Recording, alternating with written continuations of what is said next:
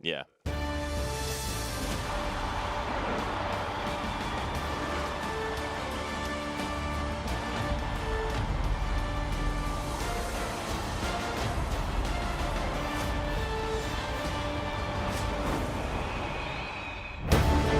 It took months of waiting for the first home game at Ruoff Mortgage Stadium.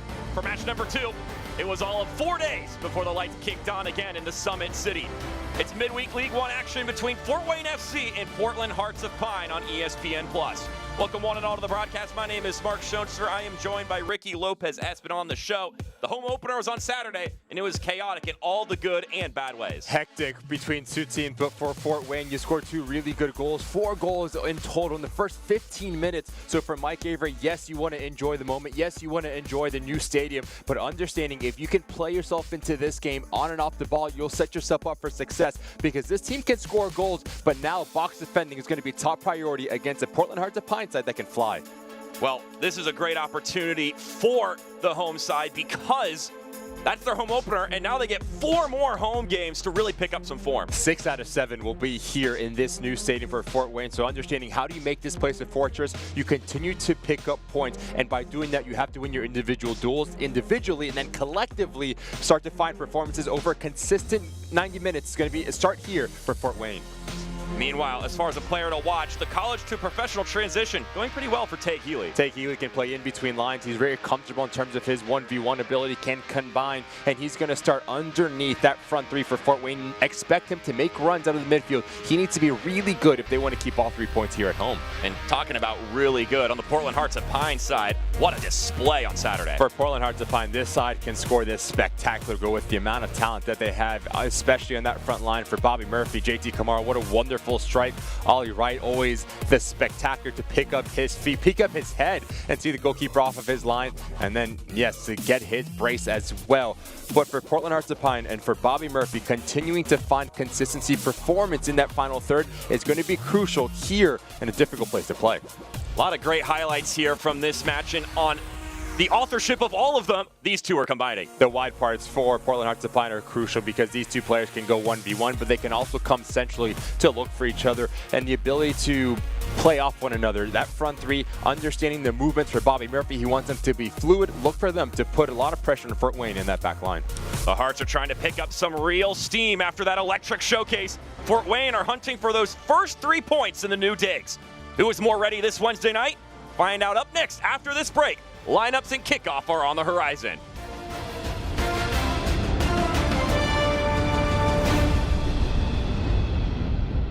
Partnership between O&E, Orthopedics Northeast, and Parkview Sports Medicine is unique because our team is taking care of the athlete in their own environment on the field. O&E is the other end of our treatment when someone actually does have an injury that requires a specialist care. We have athletic trainers, we have the physical therapists, and everyone's important. Everyone has a role to play because our goal's the same. We're just trying to get these athletes back to doing what they love to do.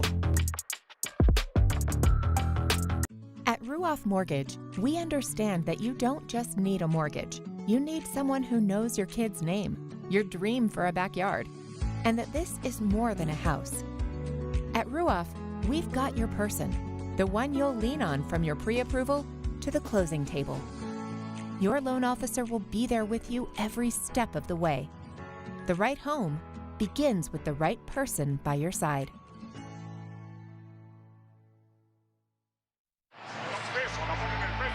If you want to learn how to fan the football way,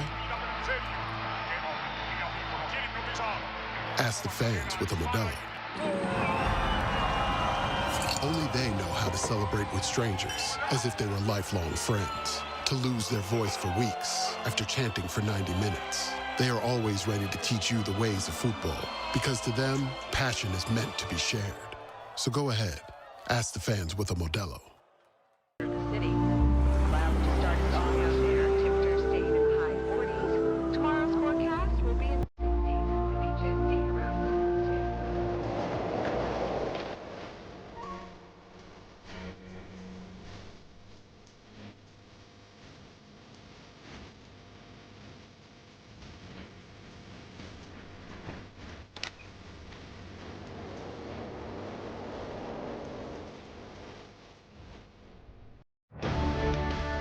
Game number 2 at Ruoff Mortgage Stadium in Fort Wayne, Indiana. Mark Schoenster, Ricky Lopez Espin with you here on ESPN Plus. It's Fort Wayne and the Hearts doing battle here.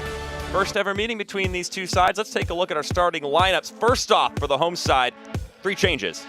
For Mike Avery and Fort Wayne, winning that midfield battle is going to be really important. Looking at Armas and Nieto, understanding when to press, when to speed things up, but also when to slow things down and just put your foot on the ball, moving the ball from left to right. Healey will play in between lines. He's going to be crucial for the attack going forward, because on the other side, for the Portland Hearts of Pine side and for Bobby Murphy, their midfield is the meat of everything. That gives him the foundation. Mateo Kidd's going to have the ability to go and search. If he can get on the ball and be influential, that allows Ollie Wright, that allows JD Kamara to be really wide and isolated, and Emiliano Terzaghi leading the line for Portland. Terzaghi, of course, the historic leading scorer in USL League One history. So getting another start here after having that nod on Saturday. It'll be the black home kits for Fort Wayne. Meanwhile, it is the horizontal striped lighthouse kit for Portland Hearts of Pine. Our head official for this evening's match is Islan Pexanar. And we get our second look at this beautiful palace of a stadium in USL League One. The whistle sounds and we are ready to play some footy here on Wednesday. It's Fort Wayne and Portland Hearts of Pine doing battle.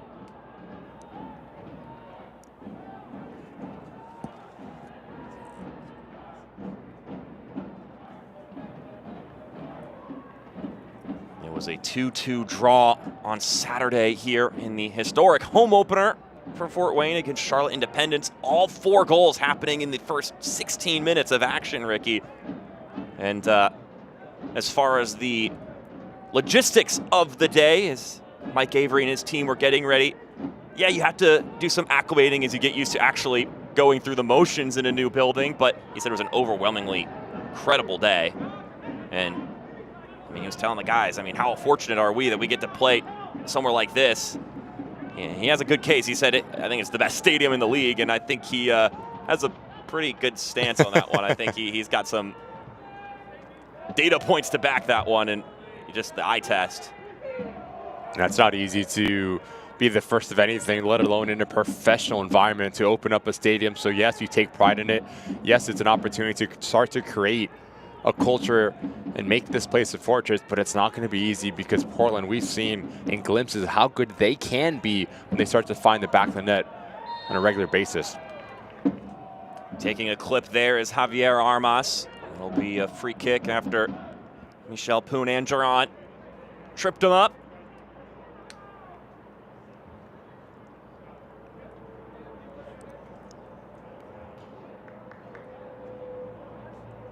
Javier Armas still on the turf right now. And now we get restarted. Hopeful ball down the pitch for Jaden Smith. And it took all of a little under 4 minutes for that first goal. So we'll see if we get something similar to that in this game. We're already halfway through that timer. As Nieto will drive it over to Ian Abbey out wide. Abbey slicing it in for Recall. The back heel to Abbey, who is just a little bit behind. Took him a moment longer to recognize the play being made. As now Mateo Kidd will spray it over to Ollie Wright. Such a dangerous winger, Ollie Wright, and of course he's paired up on the other side with JT Kamara, both of which really showcased their talents in that game over the weekend against New York Cosmos. A game that Bobby Murphy described as a big improvement and looked more how they want to play the game. So they were energetic on the front foot. He was particularly complimentary of Mikey Lopez in that game. The ability just to cover a lot of ground for Mikey Lopez, to be a leader and to continue to set the standard for Portland Hearts of Pine. On this side, they're extremely fluid in the way that they can attack. They can play direct, they can play through you, they can play around you. So it's not going to be easy for this Fort Wayne side defensively, understanding the movement and rotations off one another, specifically early on, to settle into this game. Recall will chase this one. Lily on recall along the boundary. Swings in the service. It's collected over by Smith out wide.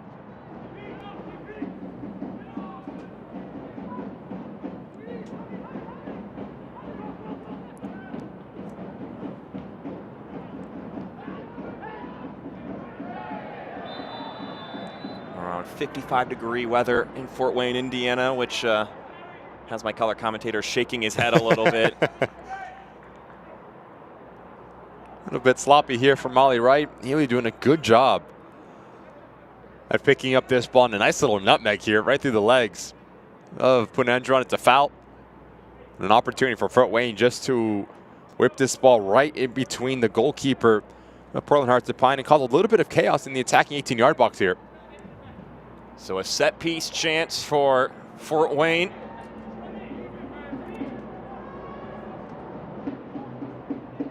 Fans in attendance are thinking, oh wait, where's the goal? Yeah, we haven't gotten one. Already the longest 0-0 start in a home game at Ruoff Mortgage Stadium. It'll be Michael Rempel, the one to provide the service.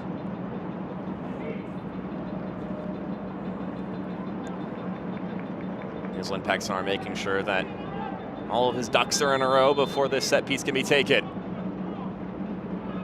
Rempel whipping it in. It deflects out for a goal kick. No harm done. It's a really good ball in from Rempel in terms of the location and the shape on it. Diaz tries to come onto it, just overcommits his run and puts it up and over the crossbar. But good service from the left back there. So this will go all the way back to Bernd Shipman.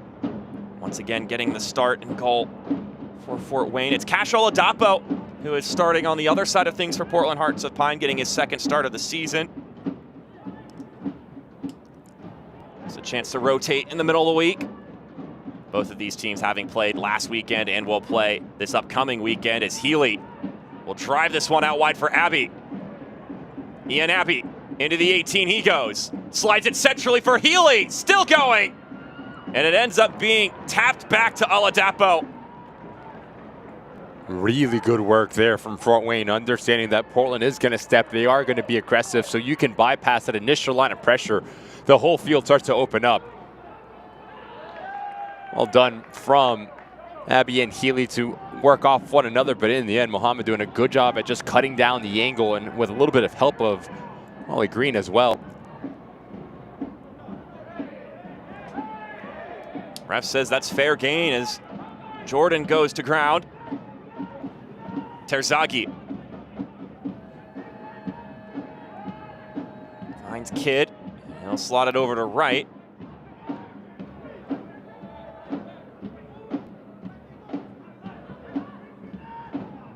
Joshua Drack will roll this to his center back, Breck Evans.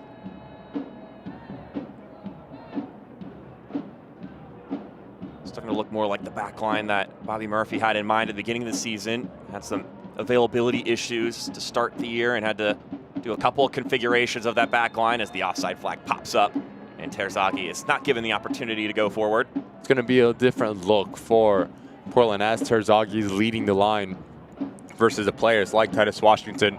Not going to be able to stretch the game as much. He wants the ball to feed. He's going to be a link-up number 9, but when he does get in around that 18-yard box, his movement and his timing can be lethal.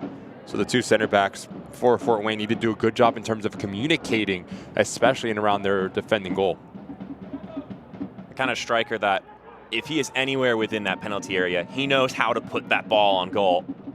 Does not need a lot of space, Terzaghi, to make you pay. A ruthless and clinical finisher.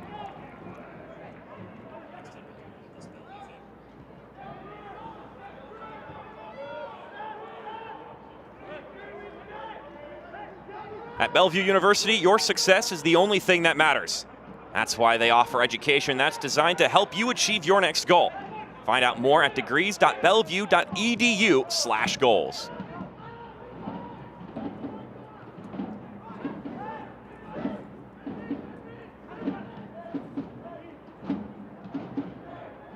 Javier Armas loses his balance. That goes off the boot of Island Pexenar. So, dead ball situation.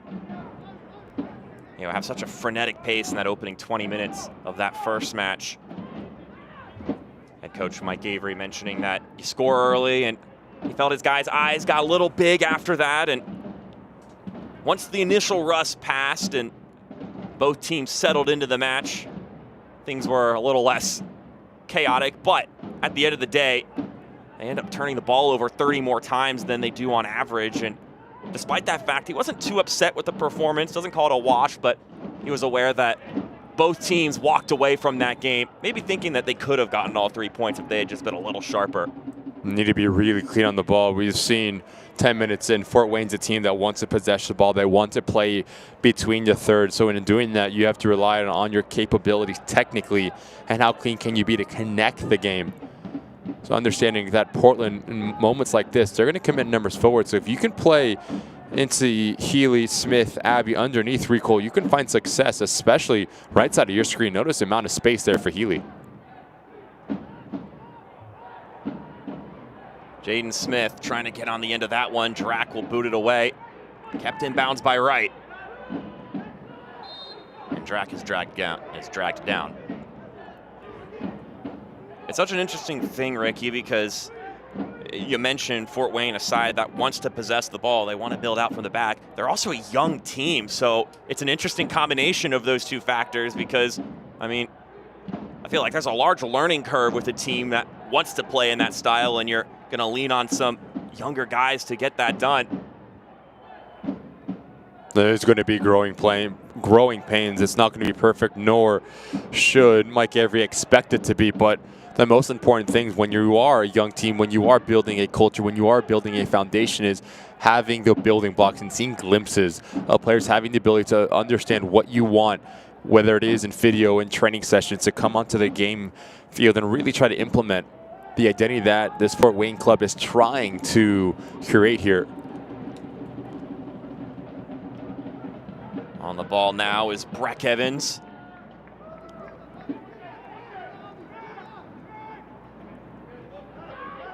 Drac up to Wright.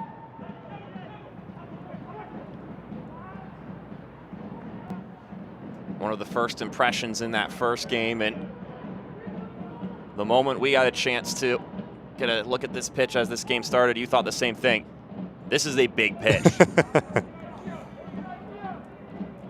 So spacing, balance become really important. If you are a team that wants to possess, how big can you make the field so you can open up gaps, passing lanes for your teammates to run into, versus a team that you are going to press. If you do, you have to do it together, and compactness in terms of your shape is going to be everything.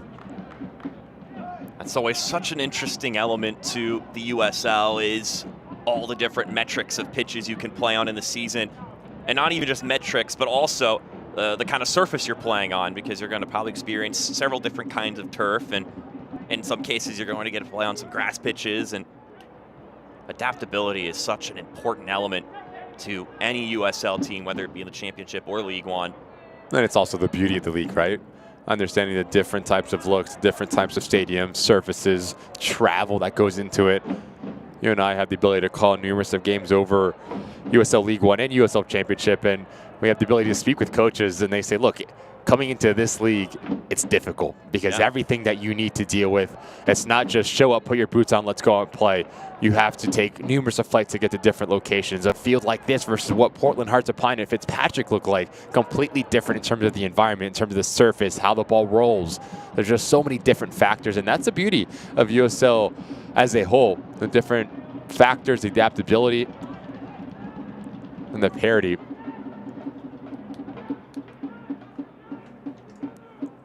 It's certainly not a one-size-fits-all when it comes to the kind of pitch you're playing on every given day. As Diash will roll it up the pitch, looking for Healey. He does well to hold up. Now Recall. They're going to launch this one out wide to Smith, and launched a little bit too much. But it's a really good idea there from Recall. Notice how he just pops off the back line and he draws Evans with him. So if he's a little bit cleaner in terms of his first touch, that allows Smith and Abbey to make those runs in behind him.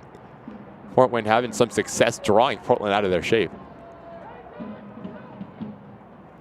Out wide, here's Muhammad. He's able to get by the first line.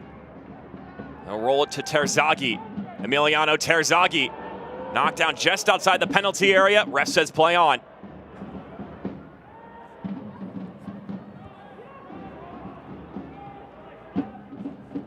Portland trying to unlock something here. Here's Drack. Joshua Drack lets it fly. Bird Shipman ready for it. Love the aggressiveness here from Josh Drack to take his first touch out of his body as a really good left foot and really aggressive from his left back position. Trying to pick out a corner, but straight at Shipman. Easy save for keeper of his quality. And look out the other direction. Here's Abbey. Ian Abbey cutting inside. It takes a deflection out for a corner.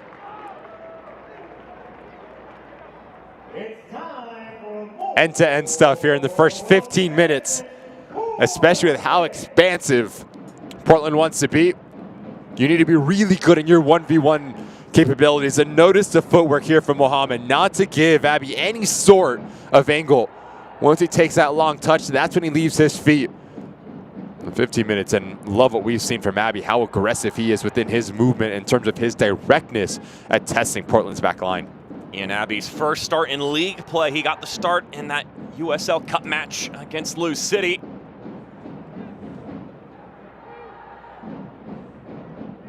Dangerous prospect over there on that left wing side. Rempel ripping it in. And out it goes. It'll be another corner kick. Another really good ball in from Rempel. Mikey Lopez doing a good job at that near post, at being aggressive, at stepping off of his line to clear it wide. They'll play this one short. Armas to Rempel. New vantage point for the service, and that one was lacking. But it hasn't been dealt with. Abbey tries to rip it out wide. Second try, poked away. And the outside flag pops up. Jaden Smith just behind Breck Evans there. Good emergency defending nonetheless, though, from Evans as he gets a fist bump from his goalkeeper, Cash Oladapo. His second year with the club, appeared in 5 matches last year, Oladapo.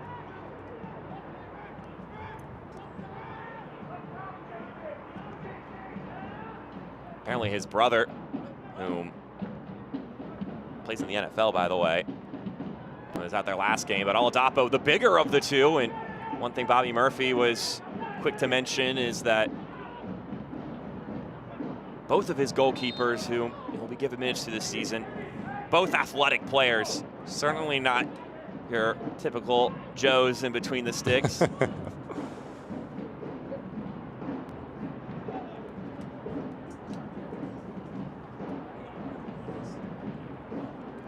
The USL on the CBS Sports Network continues on May 13th with a primetime showdown. Newcomer AC Boise takes on high-flying FC Naples at 9 p.m. Eastern on Wednesday, May 13th. Catch all the action on the CBS Sports Network. A week from now, that should be an exciting one. Two teams that have impressed in the early stages of the season.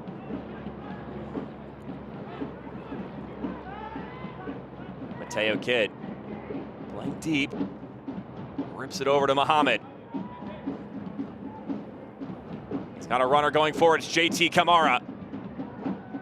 Kamara is a shifty character over there. And the double team proving too difficult, but it spills out to Poonanjaran.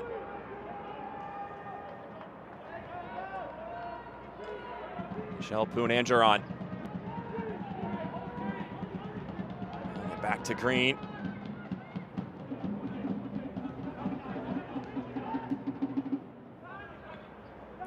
Drax swerving in. Jordan does well to get between him and the ball. Terzaghi wrestles it back.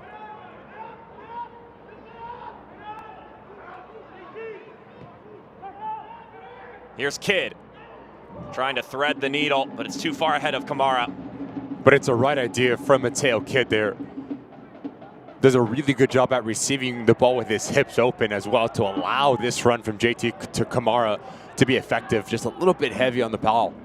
But those are the pockets that you need him to operate in if you are Bobby Murphy, because he has that quality to find that final pass.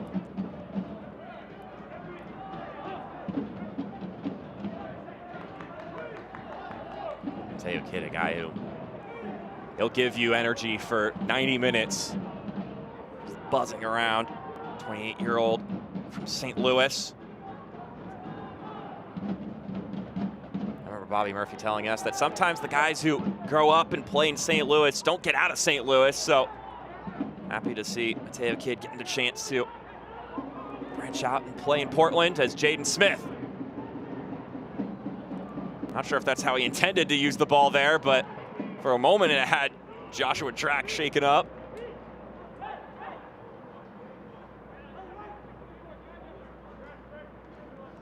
JP Jordan will relinquish throwing responsibilities here. It'll be Michael Rempel. Seems to be the set piece guy for this Fort Wayne team in every variety.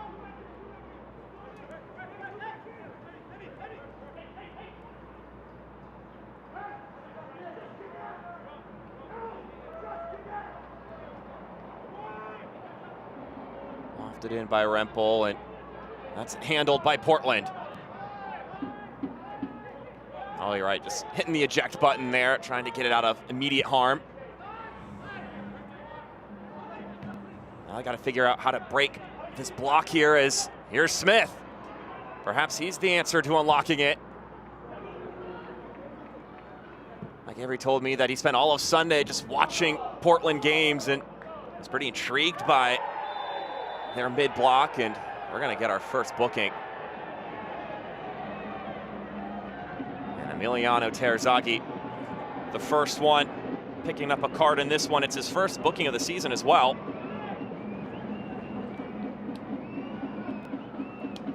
Just read the look on his face, and that'll tell you what he thinks of the decision.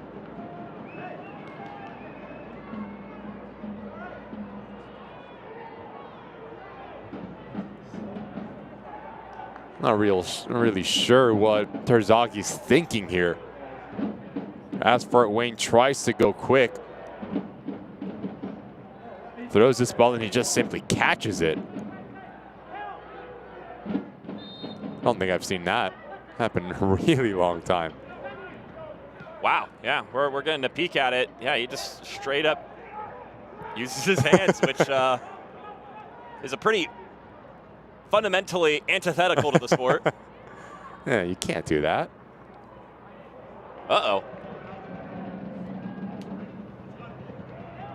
Notice the left side of the screen, as we will go back to replay soon, but Terzaghi almost looking like a wide receiver, whether he just catches this ball. Good hands, to be fair, from the striker.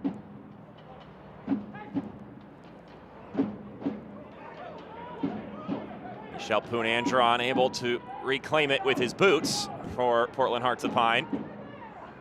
And he's on it once again.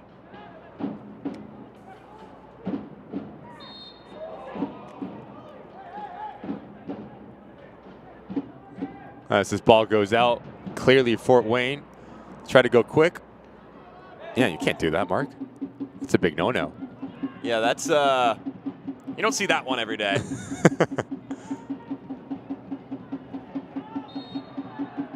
Unless he's having some sort of identity crisis and thinks he's Cash Oladapo, I don't have much of an explanation. Those are the ones that when you're in the locker room after, you play it on the big screen and you all just laugh. And you say, what was going on here? What was going through your head?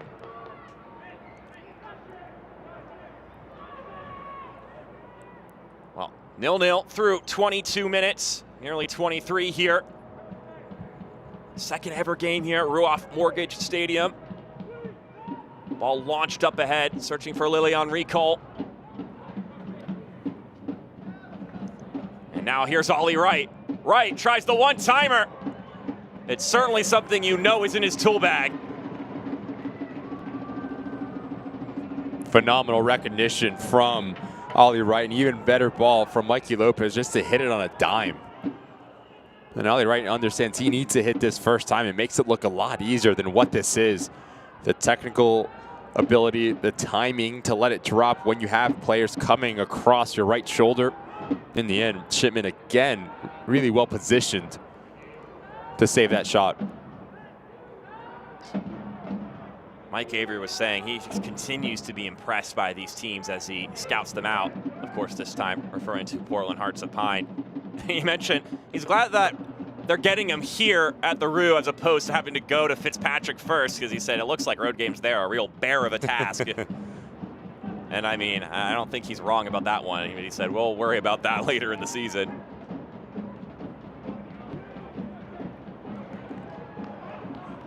Drac sliding in to intervene and keeping Jaden Smith from getting on his horse. Meanwhile, on the flip side, Bobby Murphy said he likes the group that Fort Wayne's got this season.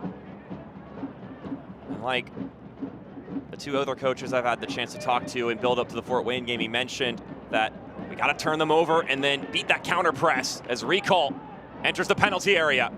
Lilian Recall. Still loose here. Healey working his way inside. Take Healey. Deflected out of play. Or at least now it's out of play. It's been so impressive to see Fort Wayne within their work rate. As this ball pops out, 3 of the home team players quickly try to force a turnover and recover the ball, as Healey does a good job at shifting it to his right foot. But again, really well read by Breck Evans to lunge in and deny what could have looked like a ball heading towards that far post of Oladapo's goal. Rempel from right beside the corner flag.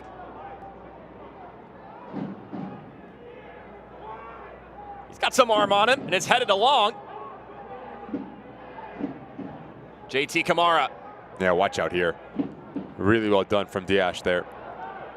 Recovery from Thiago Diash, who was up in the box for the throw-in opportunity and very quickly hones into what is his primary task of defending, even if it's in an uncomfortable position. Paired up with Reed Sproat, which is not an unfamiliar combination. Those two, the longtime Fort Wayners on this roster, having played with the USL 2 team for both now, this being up to their 4th season. Reed Sproat, though, has been there every single year. So far this club does not know what life is like without Reed Sproat being a member of the team. And then Diash donning that captain's armband, another critical piece of this team.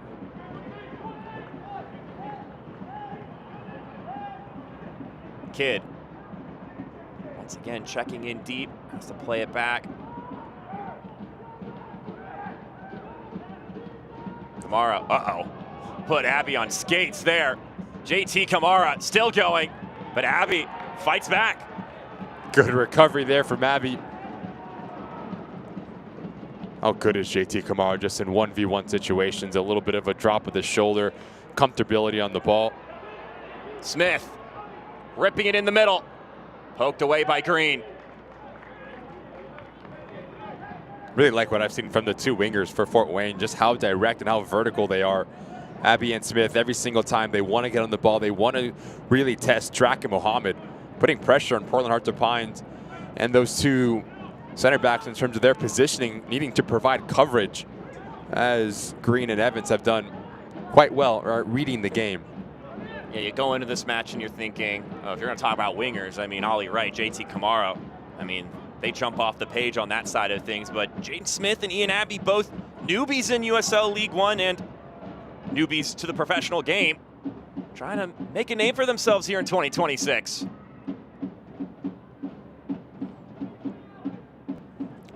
These situations are really important for Fort Wayne, because just notice the amount of Portland jerseys on the left side of your screen. If you can find Healey, who will pop into your screen, number 11, you'll find success, because he's doing a good job at playing in between lines and he's baiting out one of the 2 center backs. That's Breck Evans right next to him, 22. Michelle Poonandron on the pressure, wins it for Portland Hearts of Pine. And now it's Breck Evans on the ball. But in saying that, Mark, yes, you want to be a team that builds up, but you need to be clean. You need to find Healey in order to make him be effective. Portland doing a good job at forcing turnovers. Always so many moving pieces in this sport, and when you're too busy focused thinking about one thing, another thing can happen right then and there. As we get the first corner kick of the evening for Portland. It'll be Mateo Kidd who will make his way over there.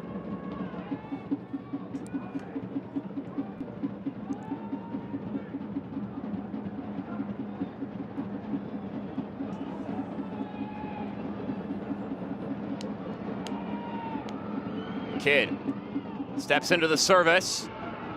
Top of the 18 it goes. Still being bobbled around. And now Healey has it. And Jaden Smith with some pace. Cutting in middle. That's just behind Recall. Has to backtrack to scoop it up. Healey on Recall. To Healey. Chipping it back to Recall. Whistle sounds as Healey ripped that one off the left post. It was offside.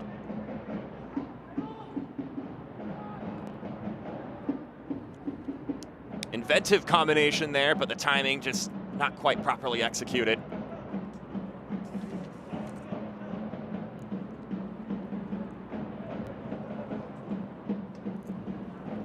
You almost wonder how much easier it is this second home game versus the first one. Mike Avery mentioned that he told his guys to soak it all in for that first game, and then you had to lock in. But that's such a tough balance because you want to perform, but also that's a special day that you know you're going to remember forever, so you want to make sure you're living in the moment too. And that energy very clearly translated to the start of the game, which had a lot of good things and also a lot of out of control things. Not often you see 4 goals within the first 15 minutes of any match. Just tells you about the adrenaline, the excitement for both of the clubs. As Fort Wayne trying to make this place a fortress, but Independence coming in trying to play spoiler and ruin the party as well.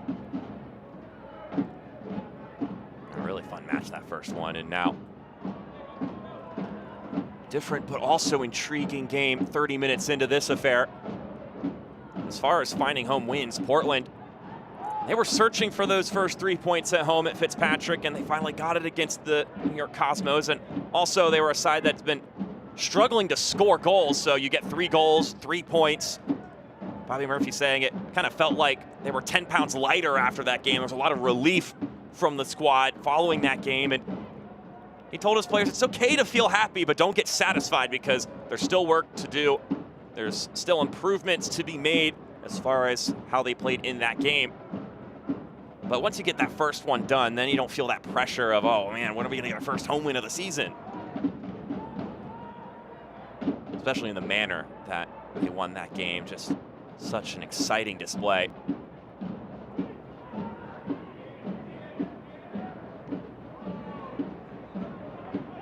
Healey.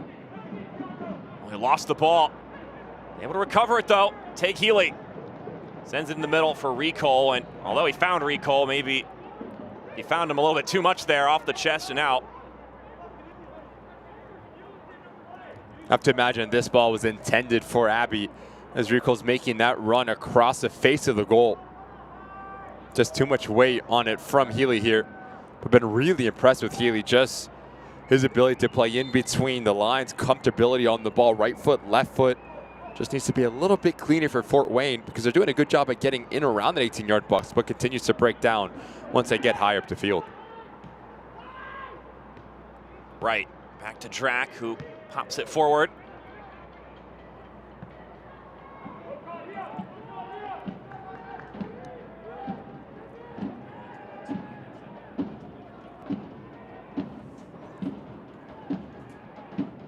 Abbey trying to thread it up to Recall. And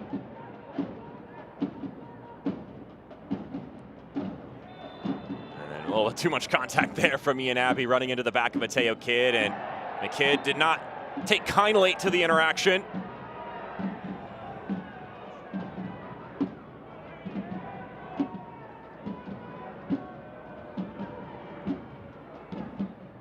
Good feet from Mateo Kidd. A little bit of jawing after between Abby and Kidd. And Abby from Elmer, New Jersey. Already mentioned Mateo Kidd from St. Louis. Certainly not a friendly interaction there.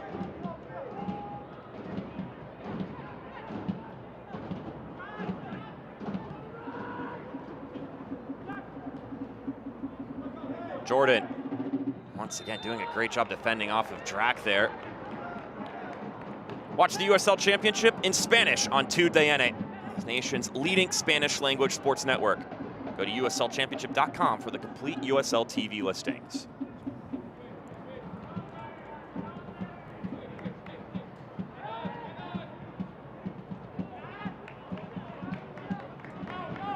The press causing all sorts of issues for Fort Wayne here. Portland doing a good job within that front four, just stepping up really quickly and just squeezing the game. But again, we saw it for one action for Fort Wayne. You had the ability to break that initial line of pressure. The field will start to open up, but since then has not been clean enough for the home side. Good read. Jaden Smith jumps on the loose pass, tries to find Recole. It's just a hair ahead of him. It's about the fourth time that Smith has done all the hard work. He forced a turnover, he beats his individual marker, but just that final product continues to lack. If you connect that ball, it's a 1v1 opportunity for Recole within this goal of Portland.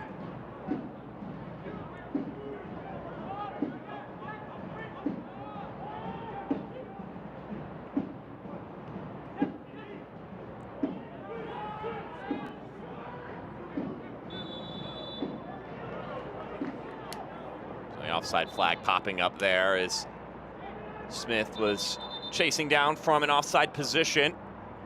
Even though he didn't end up getting a touch on the ball, he had enough of an impact on the play for the flag to be cued.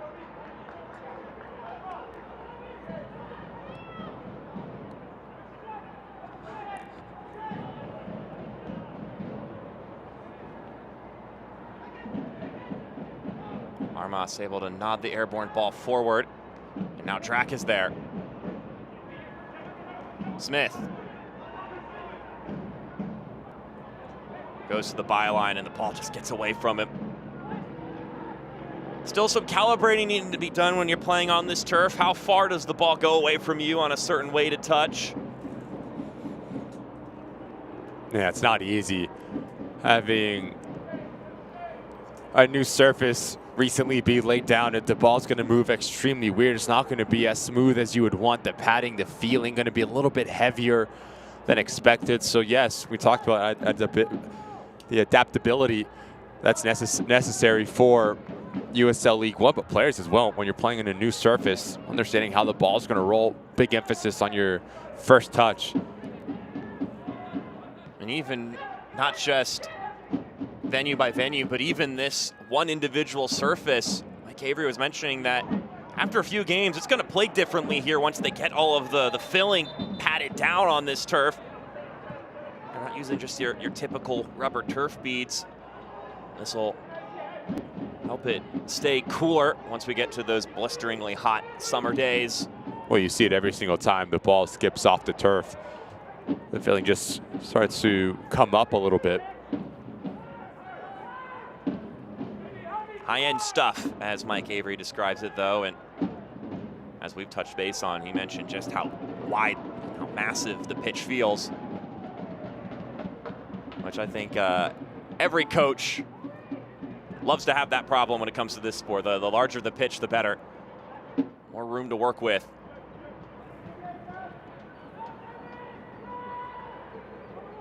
Kamara.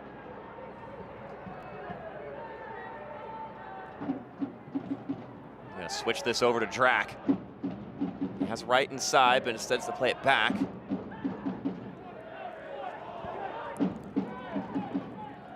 Play continuing. Jordan getting their first tripped up by Wright, and that'll be a booking for Ollie Wright. His second yellow card in league play this season. Just wanted a little bit more here. Jordan beats Ollie Wright to the ball, a little clip of the heels, knows exactly what he's doing, deservingly goes into the book, Ollie Wright.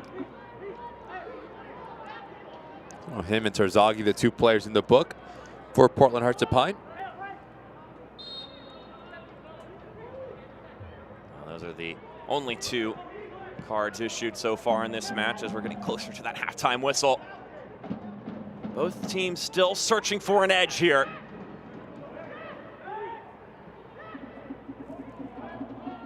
Shipman. Is it out left where it's not along to Abbey?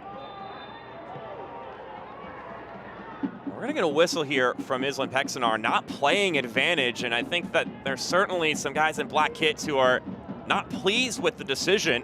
And rightly so. It's an advantage here for Fort Wayne. As the right back, Mohammed, he's out of position. He tries to challenge for this ball, mistimes it, Abbey wins it. And the home side was off to the races there. Armas up to Recall. He's trying to find the lane to get it to Abbey. They'll keep dribbling. Just a poor pass to Armas. Could be something here for Portland. Ollie Wright, dangerous with some space. He'll switch it out wide to Kamara. That combination found its footing last weekend. Rempel doing well to step in on JT Kamara.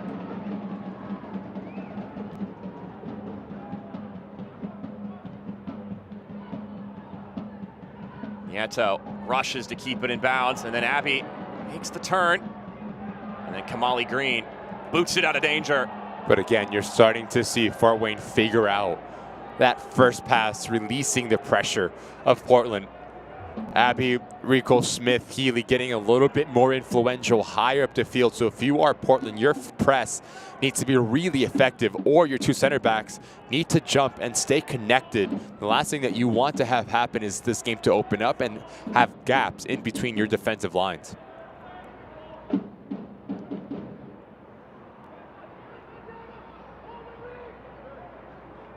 Here's Healey with a head full of steam. Tague Healey. A lot of white jerseys in front of him, so he'll go out wide to Abbey. Ian Abbey. Still pondering his decision. Back to Armas. Not on frame. Just a little bit too slow in terms of the decision making from Abbey. You need to go at Mohammed. If you are not going to go at him, 2 touches is all you need to let Armas step into. Just too many numbers back there for Portland.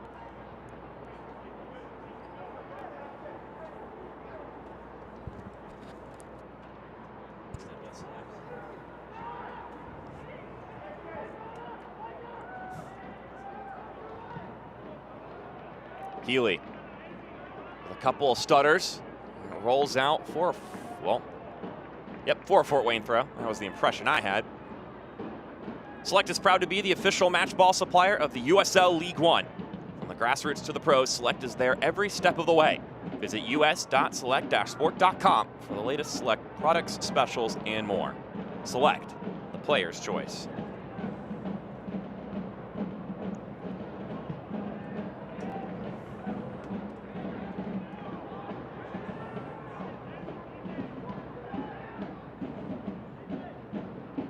Healey will roll it back.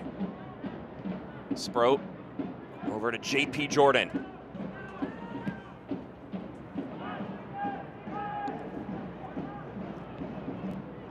Evans just ripping that one away, giving the ball back to Fort Wayne.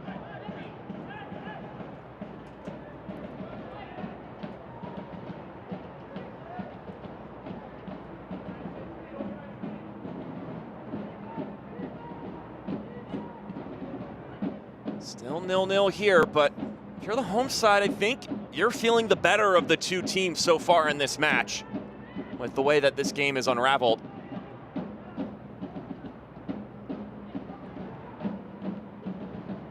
Abbey running along the touchline. Ian Abbey. Persistent defending there. Mikey Lopez wins it back for his side.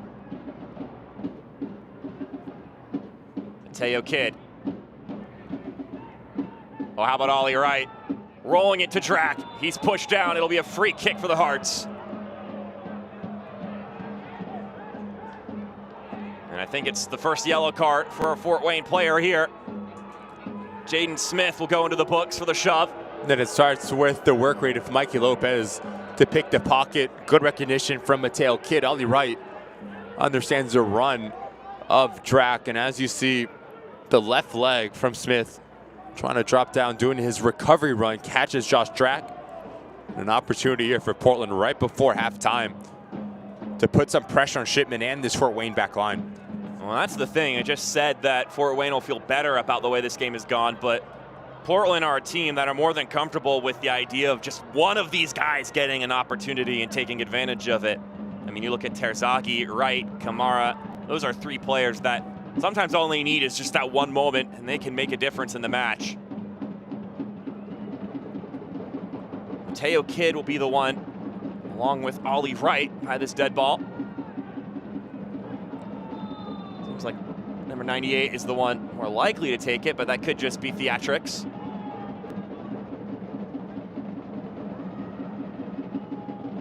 Kidd floating it in the air, headed towards goal and caught by Shipman. It's a really difficult ask for Kamali Green. 1 versus 2 at that back post, and that ball has so much air underneath it for him to generate power to come back across, especially on the road where you haven't really created. It's an opportunity for Portland that goes wasted. Been a pretty free-flowing game for the most part, so we're just going to get an extra minute tacked on before that halftime whistle. The fourth official has indicated 1 minute stoppage time. 1 minute. Portland have another go before that whistle sounds. They're the ones with the ball right now.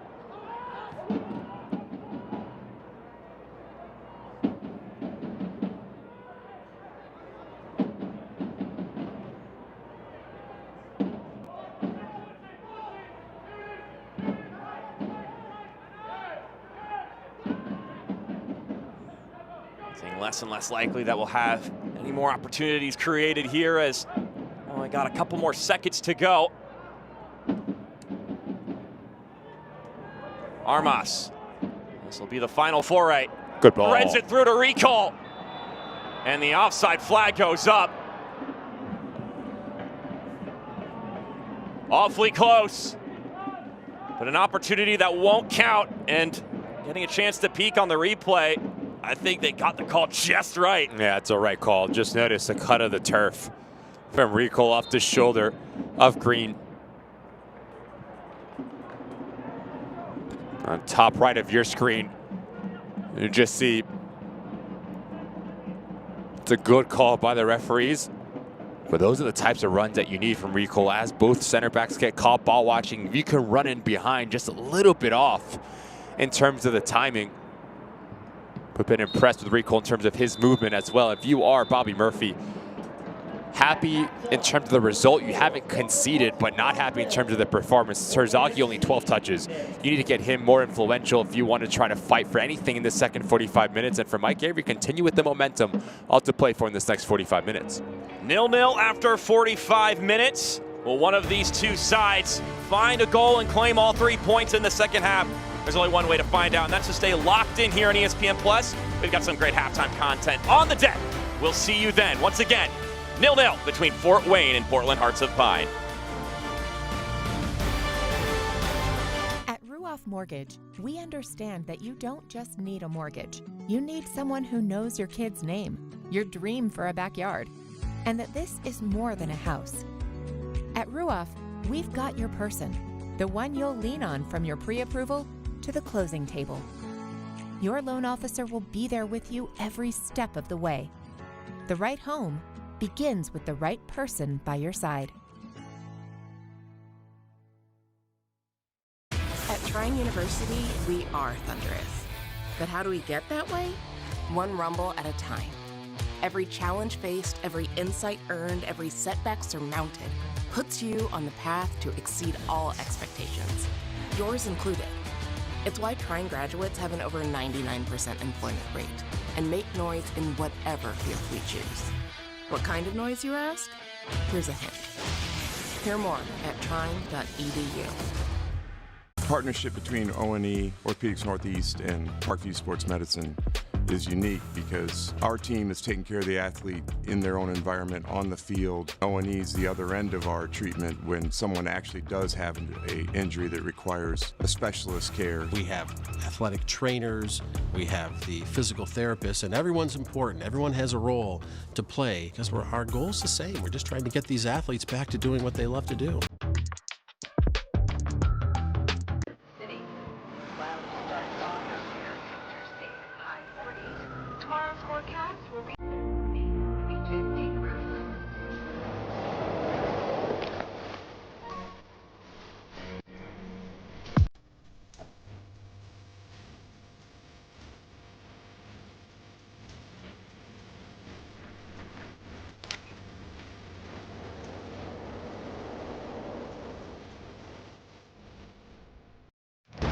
Back here and a good view of the Hive, courtesy of the Three River Regiment. You'll know your scoreline after 45 minutes. Folks, Experience is a video docuseries that shows the history, passion, and community of USL clubs and their supporter groups. The latest episode showcases League One newcomer Athletic Club Boise and their support group, the River Guard, and is available on youtube.com/USL on May 9th. I think Idahoans have been clamoring for something that is theirs. Feel a big sense of responsibility to do this right. You only get one first season. For me, without soccer, it's like there's no air. Having it here, I feel like I can breathe again. Boise's never had anything like this.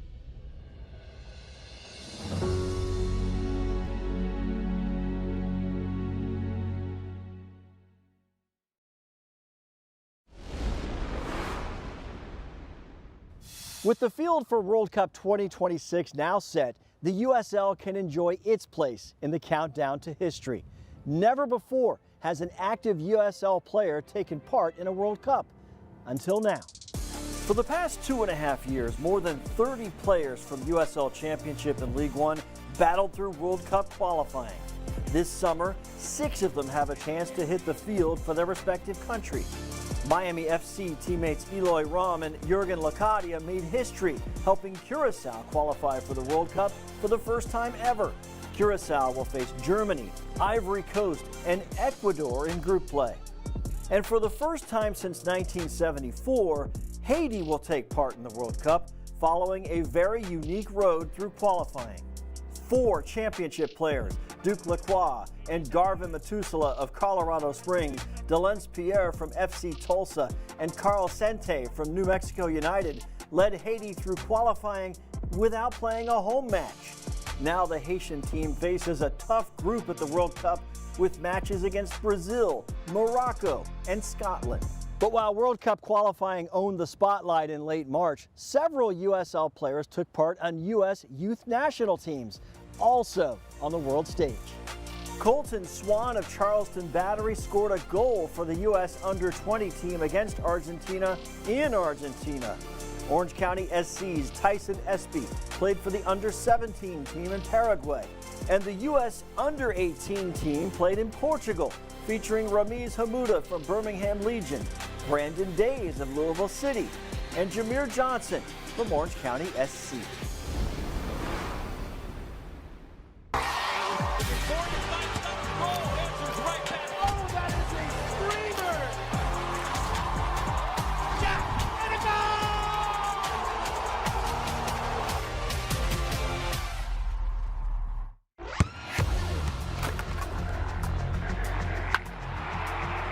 We all have goals. But let's be honest. Most of us aren't going to be professional athletes. But if your goal is to finish your degree, we can help. Come to a university that puts your goals first. Bellevue University, your partner in finishing goals. Pain doesn't care who you are or why you hurt, but pain can be mastered if you know the way. Fight back with Tiger Balm's legendary herbal power. Trusted for over 100 years, our proven blend of camphor, menthol, and essential oils tames pain with the strength and speed of the tiger, so that you can rise above pain and get back to living. This is the way of the tiger.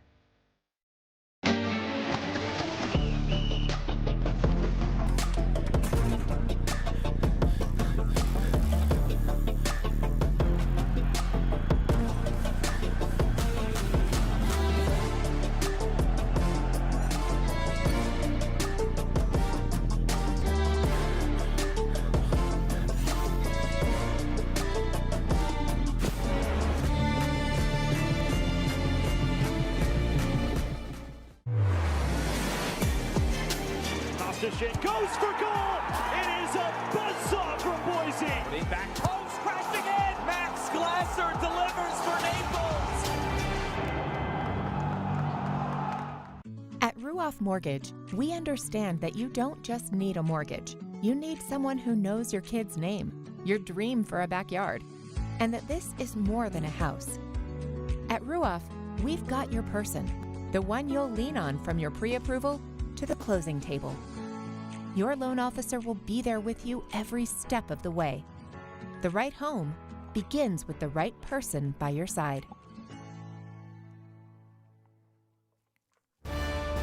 More halftime content here on ESPN+. Scoreless between Fort Wayne and Portland Hearts of Pine after 45 minutes. But as we're getting ourselves amped up for the second half, let's take a look at what's coming up ahead for these two programs. Mark Schoenster, Ricky Lopez-Espin with you here. This is what's coming up on the weekend. So obviously Portland Hearts of Pine and Fort Wayne will both be playing. I think that game against Union Omaha in particular, a really spicy matchup for Hearts and the Owls. That's just going to be two great styles of play going at it there. And then on the other side, Westchester Soccer Club, a side that's been gearing up to get ready for this game all week versus Fort Wayne, will have the quick turnaround. So that'll also be worth tuning into along with the earlier games at the top of the screen, as this is what the rest of the weekend has to offer. Spokane Velocity to FC Naples. I mean, that's probably the game of the weekend right there. Yeah, two teams sitting at number 3 and 4 in the table, and then you have AV Alta and Forward Madison. Forward Madison currently in 6th, AV Alta near the bottom.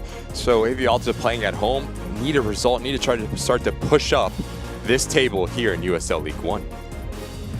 With that in mind, that's what's coming up on the weekend. We still got another 45 minutes here in the midweek, along with another League One game that's happening right now. Maybe we'll update you on that as the second half action is unfurling. But we've got another break to get to. When we come back, we'll have the highlights, the stats, and the second half kick.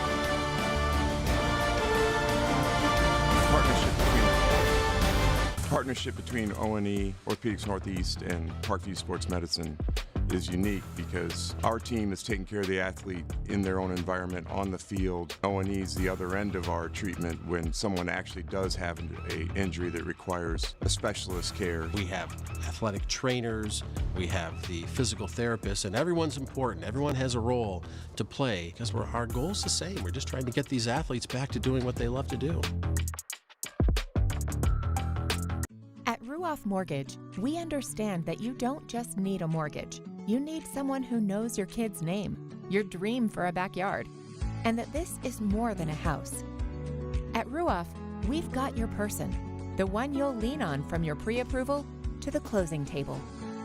Your loan officer will be there with you every step of the way. The right home begins with the right person by your side.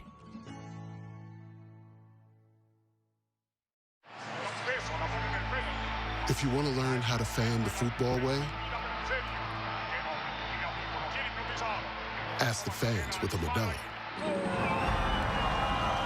Only they know how to celebrate with strangers, as if they were lifelong friends. To lose their voice for weeks after chanting for 90 minutes. They are always ready to teach you the ways of football, because to them, passion is meant to be shared. So go ahead, ask the fans with a Modelo.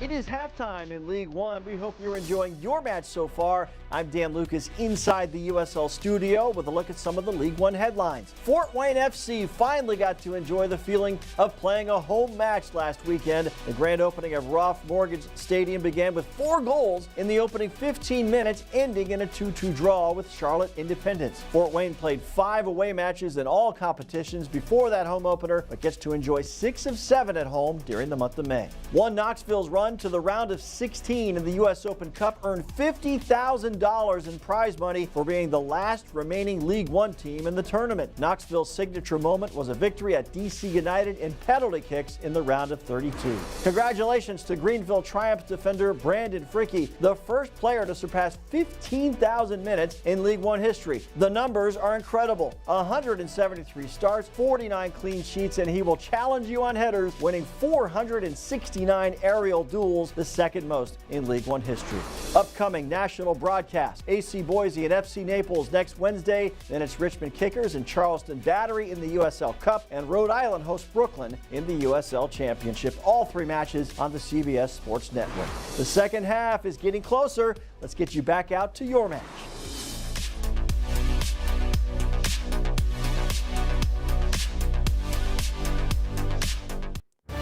Thanks, Dan. We're back here at Ruoff Mortgage Stadium for the second half of action here between Fort Wayne and Portland. Mark Jones, Ricky Lopez-Espin with you here on the broadcast. Let's get you up on everything that happened in the first half. We're all stalemate at 0-0 apiece on the scoreline, but both sides poking and prodding each other throughout the first half of action.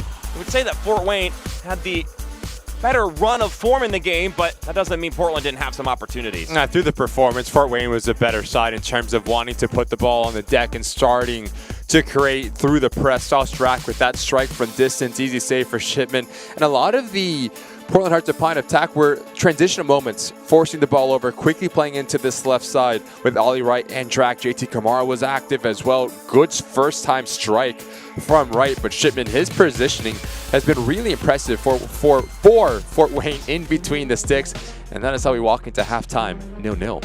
Here are your halftime stats. Although no shots on target for Fort Wayne, they do have the edge in XG, but this is pretty granular here. It's .27 to .10 in favor of Fort Wayne. Yeah, for both of these sides, you need a little bit more of that ruthlessness in terms of the mentality in that final third for Mike Avery and Fort Wayne. They did a good job of getting in around that 18-yard box, but specifically Smith needs to be a little bit cleaner at connecting his passes. And for Bobby Murphy, if you're going to step, the whole team needs to step, because too many times that front forward step and you left your back 6 vulnerable, so staying a little bit more compact is going to be important in the second 45 minutes here.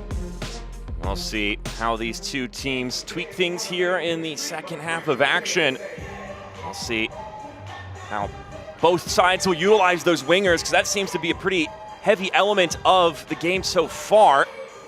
And of course, one of the key wingers as far as guys on the pitch are concerned is Ollie Wright, who had a staggering performance in that game against New York Cosmos. As we get a peek at the man right there. The man from London, England, his second year at the club, had 11 goals, 8 assists last season. Already has 3 goals and 2 assists in league play this year in just 5 appearances. Well, I guess now it's 5.5 appearances. But that performance last week, the 2 goals and an assist against the Cosmos, helped him earn Player of the Week over the past week and a half of action. Just seems like every single time Ollie Wright gets on the score sheet, it's almost like a highlight type of goal. Last game against the New York Cosmos, falls, gets it back on his feet, picks up his head, chips the goalkeeper, and to get his brace, cuts his defender, settles himself, and simply bent it to that far post. He's a player that continues to impress every single person that watches him play. Both of these sides having to not only, of course, manage this game, but also manage minutes, as having played on the weekend. Of course, Portland playing the Cosmos at home, Fort Wayne hosting Charlotte Independence. You're playing right now, and then you have to play again on the weekend. It'll be a home game against Westchester for Mike Avery's side. Meanwhile, it's on the road continuing for Portland Hearts of Pine, and they'll be going over to Omaha, Nebraska to play a really good Union Omaha side. So it's going to be an interesting 45 minutes into how these two teams handle the weekend as well. And then you have to turn around and then once again refocus as you then look in again on match day number 2, or round number 2, I should say, in the Creeks Tires USL Cup the weekend after this. It really is still a marathon and a sprint at the same time for these two teams at the moment.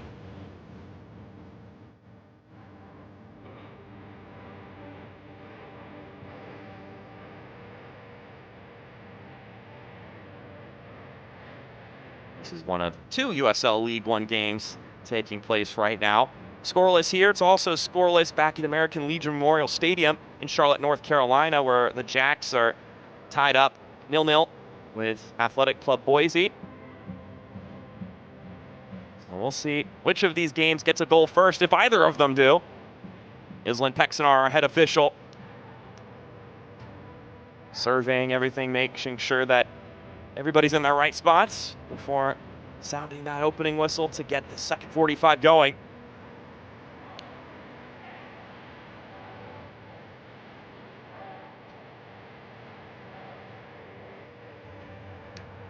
It really is fun to stay at the YMCA, Ricky.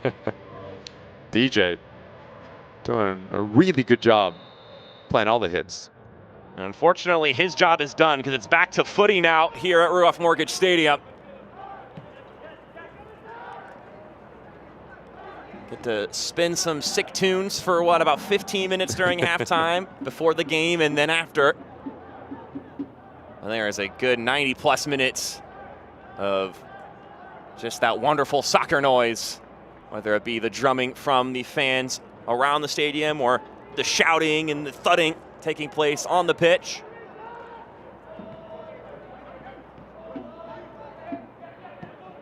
Kamara will lift this one over the top. Andron pokes it ahead to Kidd. That's actually Muhammad over there receiving that pass as they'll combine in the middle once again before Kamara finds his feet on the ball once more. Evans up to Lopez. It's returned to him. Trying to slice that one down the middle of the pitch.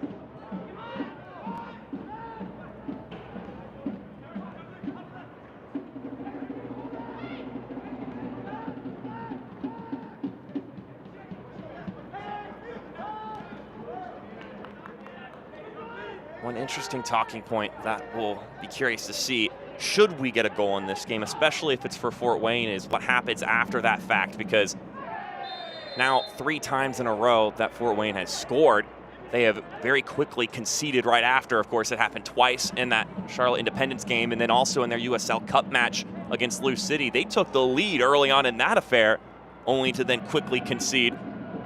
And it was something they talked about Monday morning going into this game. Mike Every said that they score that goal, and especially in the game against the Independents, they really got excited to go and score again. And sometimes it's okay to just control the game after you take a lead.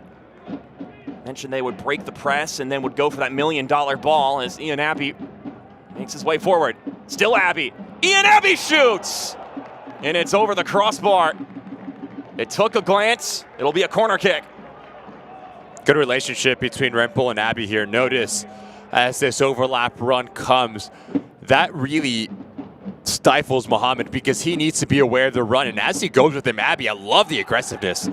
Once Muhammad takes that step towards a wide part of the field, you go direct down the center of the heart. Good save from Oladapo in the end to push it up and over that crossbar, but aggressive action from Abbey there.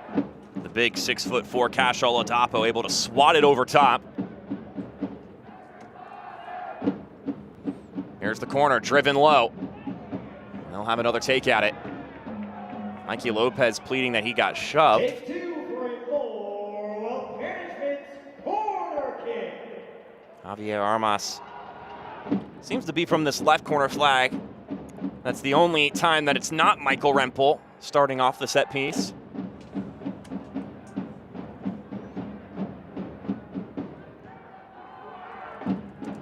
Drilled in and knotted out. Collected by Nieto. He'll lift it across. Headed along. Not out of the woods yet. Healey, swerving, shooting, glanced away. Rempel sends it over to the right-hand side. Healey sends a nice ball. Couple of good targets right around where he was playing it. Yeah, really good ball from Healey in terms of the location right on top of that 6-yard box. If someone slashes across Oladapo, it's a nightmare for a goalkeeper. Does a really good job at securing that ball, but that location is a dream for any attacking player to get on the end of it. Thiago Dias, the one closest to at the center back. But several guys in black kits in the vicinity. Corner kick prevented there by Mo Mohammed. It's time for another Mo Management corner kick.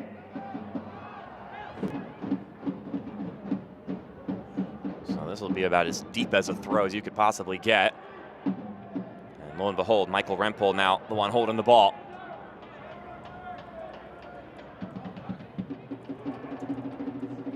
On out of the woods, popped around a couple of times.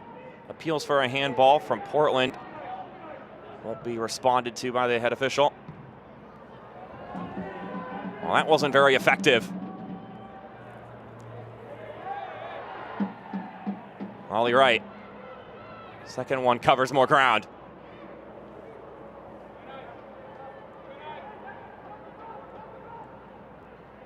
Sproat has to roll it all the way back to his goalkeeper, Bernd Shipman.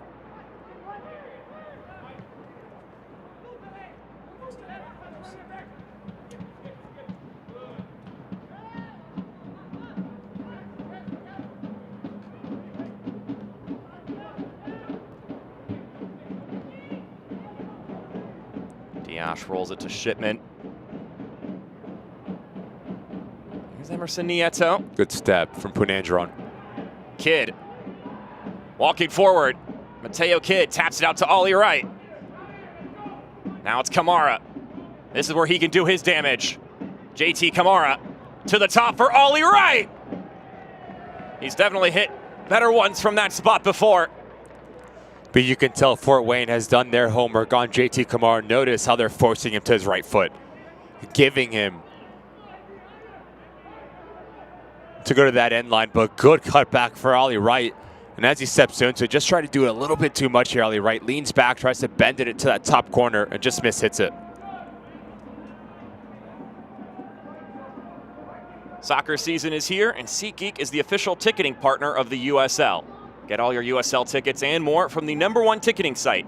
SeatGeek, your ticket to great seats. He's a little bit broken up in the middle of the pitch as Ollie Wright pushes it forward for Terzaghi. It's a loose touch. Terzaghi has it again. And he's tripped up just inside the penalty area. Play goes on. Kamara shimmying as he goes. JT Kamara blocked away. Rempel clears it out to Mohammed. Cross floating in and off target.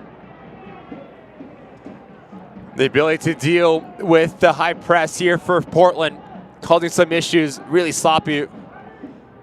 But notice the amount of soft feet here from JT Kamara. As this ball comes through, seems like Dias, the center back, making himself big, as well as Sproat coming across. Big defending there. I believe it was Sproat who ended up getting the deflection on that one.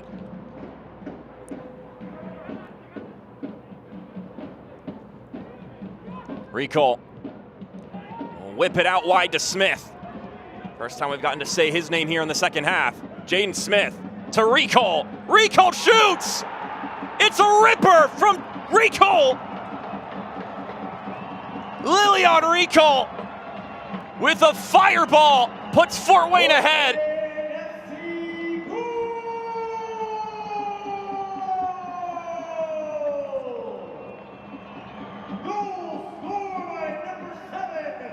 Phenomenal work rate from Rico off of the ball as he sprays this ball wide to Smith. center of your screen, just wants it that much more and outruns about 3 Portland Hearts Sapine defenders. And as this ball comes in front of him, notice how he sets his feet a little bit, allowing him just to step into it and just tattoo this thing. Strike directly through this ball and sneak it into that near post. A phenomenal goal from front to back for Rico to give Fort Wayne the lead here at home in the 55th minute. Lilian Rico inks in his 2nd goal in league play this season, his 3rd across all competitions, having scored at Lou City. So now, here's the question. What do the next 5 minutes look like? Because this Fort Wayne team has coughed up opportunities in recent matches. Will experience be the difference in this affair, or will Portland find a quick answer? Lilian Rico, though, the Frenchman, with a gashing finish, putting his team in front. It's an opportunity now for Fort Wayne and Mike Avery to learn. You continue to mention the ability to give up leads or concede right after they score goals. So now, finding that amount of balance that, yes, you can try to get that second, but you have to be really smart in doing so. You do not need to score the 2nd goal in the next 10 seconds here, because in doing that, you leave yourself vulnerable going back the other way. So finding the balance of, yes, trying to force turnovers, but also being pragmatic defensively going to be key to hold on to this lead.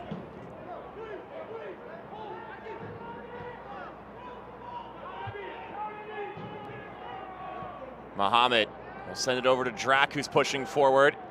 Smith able to get a touch in there, but it's still Portland ball. Kidd shrugging off Abbey. Good ball out to Drac. Mateo Kidd inside, right, taps it back to him. It was a good idea, but just too far ahead of Drac.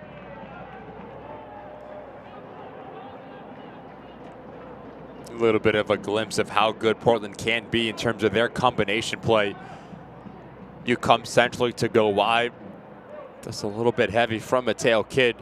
But one thing that Portland is missing through the first almost hour here is just a vertical threat. Everything has been in front of Fort Wayne in that back line. Talked about the difference of Terzaghi versus Titus Washington. You're not going to get the player that can stretch the field. You want to play into his feet. So if you are Bobby Murphy now, you start to look at your subs and see who can bring onto who you can bring onto this field to give you that type of profile. Recall gets knocked over, earning the whistle.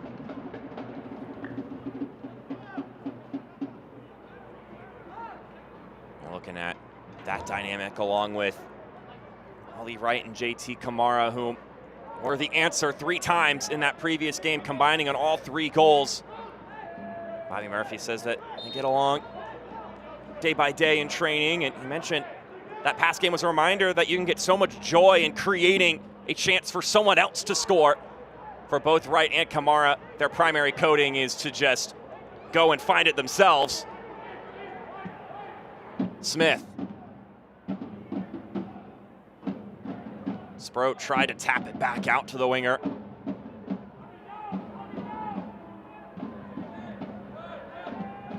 Extra effort there from Nieto.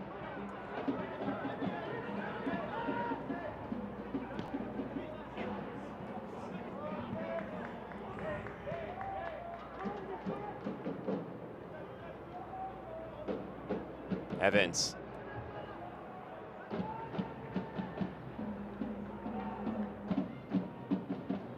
It'll be Drac to toss this one back into play.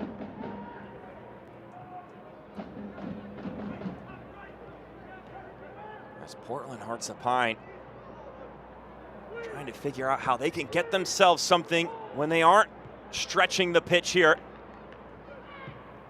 We saw it in those highlights coming into this half that their primary chances all came when they were able to quickly rush down the field, and it's going to be even harder to find that now.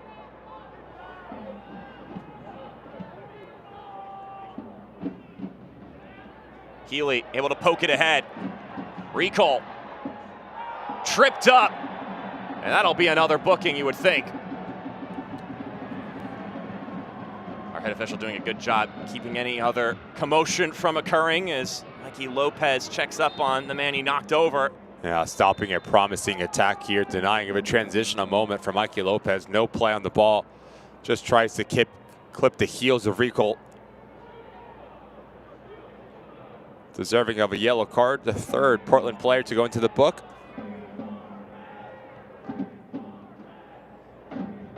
Nearly 2/3 of the way through this match.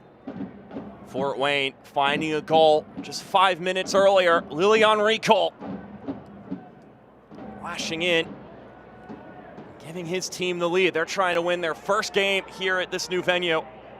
They're able to get a point on Saturday against the Charlotte Independents. Recall, the goal scorer, still down.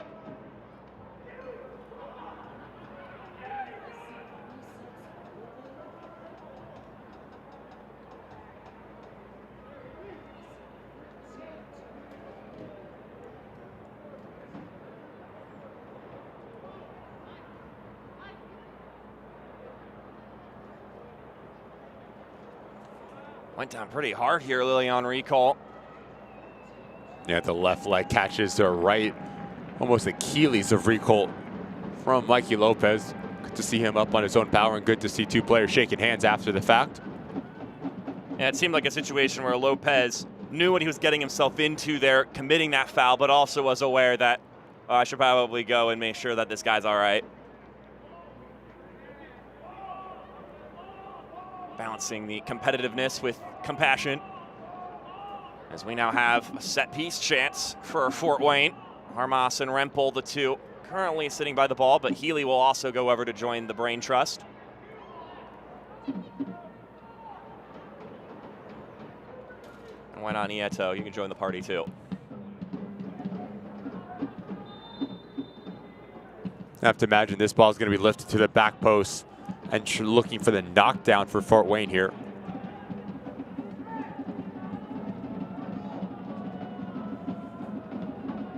Rempel, no, it's Armas, whipping it in.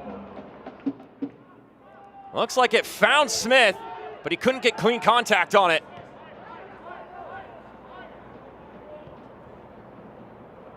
And they'll quickly rotate back. Healey trying to release Smith. Recall will nod it ahead. He thought Smith would continue his run. Drac in pressure in the corner. Give it away.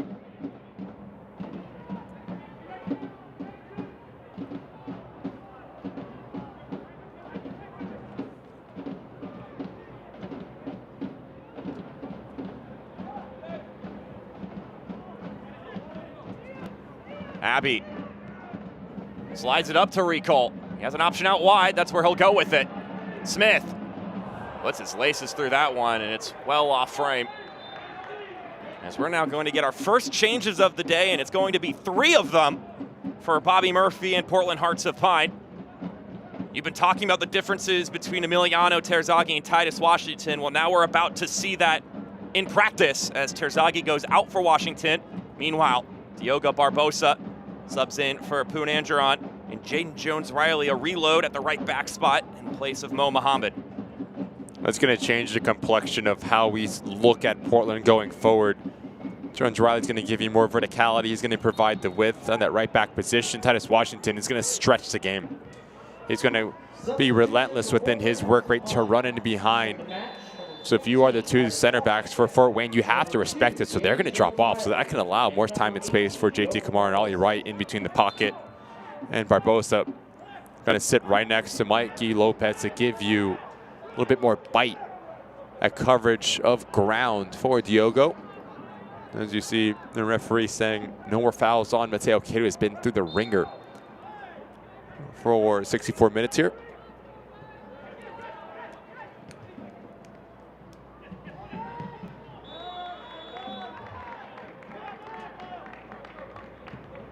Washington coming from an offside position to interact with that play.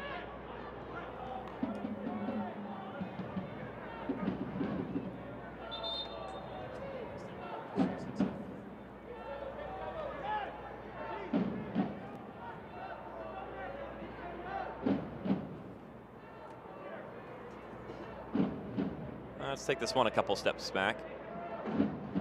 Can't watch the match? Turn on Sirius XM FC 157, North America's only 24/7 source for engaging soccer talk, including USL All Access on Tuesday nights. Plus hear live matches from the USL, MLS Premier League, and more as Recall stretches the keeper and scores again! 2-0 Fort Wayne!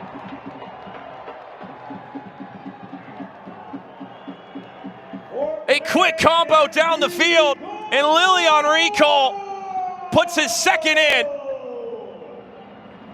His second of the match, number 7, Lilian Recall. As you like to go direct, Recall doing a good job by just playing off the shoulder of Kamala Green. And to hit this first time, but you have to question the positioning. Roladapo off angle, really aggressive positioning off of his line. Give credit to Recall as well. The placement to hit first time, maybe catching the goalkeeper by surprise there. Just tucks it away to that corner to create something out of nothing. And yes, the mustache, 10 out of 10. Respect the stash. Respect it. Also, shout out Bernd Shipman, goalie assist. Goalie assist. Gotta love when you get to add that to your stat line for the season. A sucker punch here for Fort Wayne. You catch your opposition napping, and suddenly it's 2-0.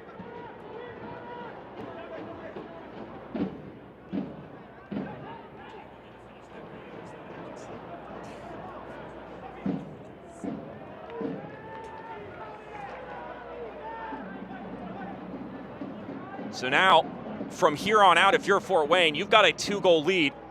You're looking to see this one through.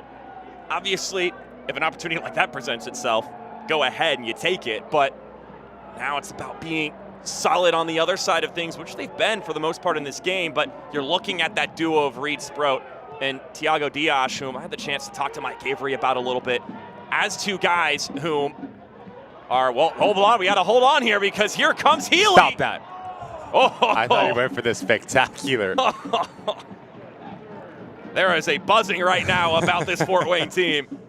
And you love it if you are Mike Avery, just the confidence and the audacious nature to pick up your head and try to catch the goalkeeper off his line. Boys are buzzing, closing down space. Healey to Recall. He's on a hat trick. Ooh, tried to feed it out to Smith. Pressure continues. Nieto. Oh no, it's friendly fire. Javier Armas with the poke there. Kid gets fouled, and we're probably gonna get a booking for that one. Thiago Dias.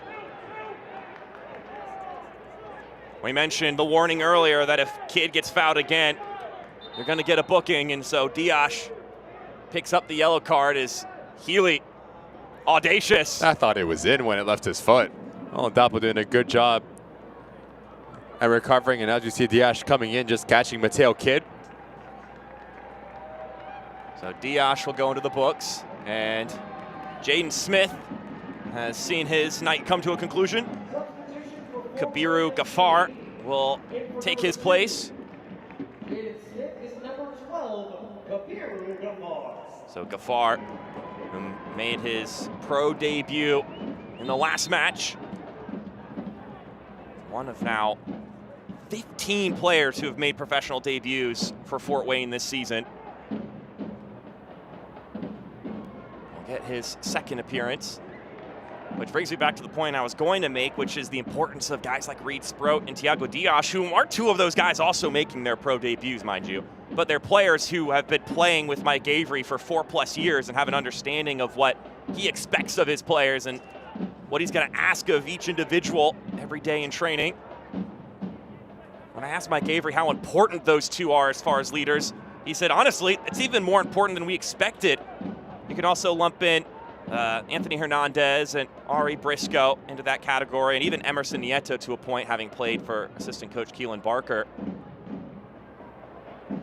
Washington in the corner to Nieto, and Armas will boot it away. But with Musa out, Ryan Betcher out, they've needed that leadership from Sproat and Diash in particular, and so it has been vital to have them around. Mentioned as far as Musa and Betch are concerned, they're still certainly contributing, even if it's on the pitch, acting sort of like assistant coaches right now as they're recovering. Abbey rushing forward. Ian Abbey making his way inside. It's poked away. Nieto. Oh, that just ripped off of his boot.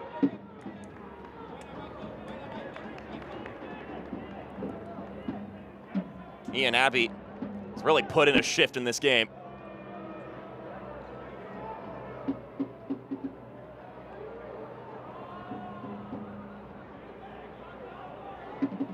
And a press from Fort Wayne bears fruit. Healey shrugging off contact. Oh! Hit the rewind button. Watch it again and again. Tague Healey is a gamer.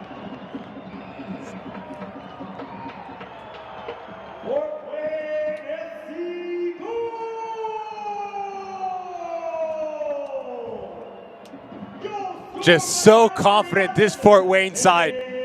The ability to turn your defense into offense, but it's still a lot left to do for Healey. This touch right here around the corner, then to create separation from Barbosa, and then to have the balance to compose yourself, to get your body right, and just rope this thing into that top corner. Right where the spider sleeps, there's simply no chance to save this bullet of Healey. Phenomenal strike, and 3-0. What a game this has turned into for Fort Wayne. And what a highlight reel goal for Tague Healey. Another first-year pro. Really came into his own in the final stretch of his college career at NC State, where he scored in his last 4 games of his career en route to a run to the College Cup final. Really became a Wolfpack legend in that regard. On the other side now, Kamara off target. Just struggling to string any sort of rhythm, this Portland Hearts of Pine side in that final third. It just seems like every single time one of their attacking players gets on the ball, they're isolated. It's 1v4. No really connection. So if you are Bobby Murphy, a little bit of frustration maybe starting to set in. Not clean enough on the ball, not creating through the run of play. Quite frankly, being outworked in every facet of the field. eFootball is here. Live your dream, rep your team, and play as your favorite USL Championship club. eFootball is free to play. Download now. You ever play any sports games, Ricky? FIFA. All right, he's a FIFA guy. You? All I know is that if I got scored on like that last goal in a game, I'm shutting off my console. You're a FIFA guy? Yeah, a little bit. A little bit? A little bit. Healey's definitely a gamer, like you said. Yeah, come on. He hit that crisscross applesauce seat, and yeah, you just know. Good step again. Running up the pitch. It's Rempel. Michael Rempel laying it out to Healey. Lovely ball. Abbey gets a glance, but not enough to turn it to goal maliciously.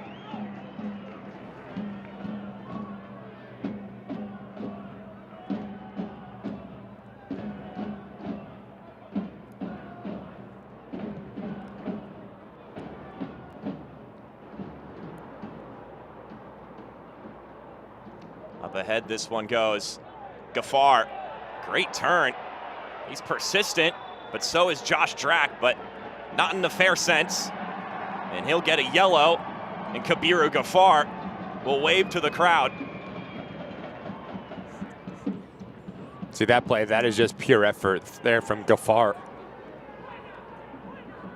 As this action comes through, good run from Abbey as he just draws in Molly Green as Healey tries to play it across. Again, the pure effort.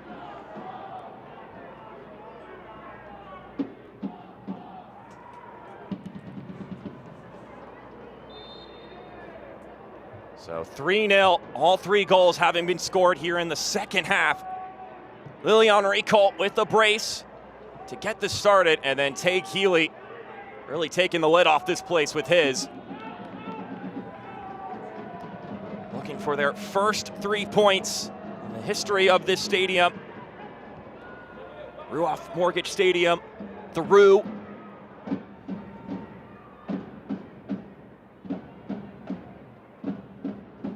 After Portland Hearts of Pine had a dazzling win to finally get their first win at Fitzpatrick this season, looks like Fort Wayne's trying to do the exact same thing.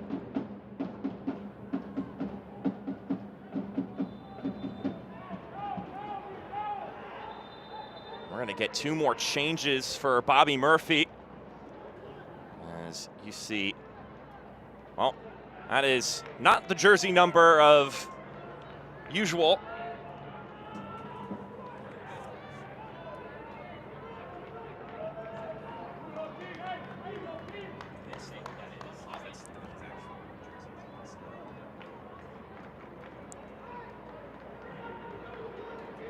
Well, Konstantinos Georgiolidis has subbed in. And Abubakar Kamara looks like the one is wearing that number 95 uni. Konstantinos Georgiolidis. So Konstantinos Georgiolidis and Abubakar Kamara. Konstantinos Georgiolidis. They're the ones stepping into the match, and yeah, I think we're fairly certain that's who it is coming on.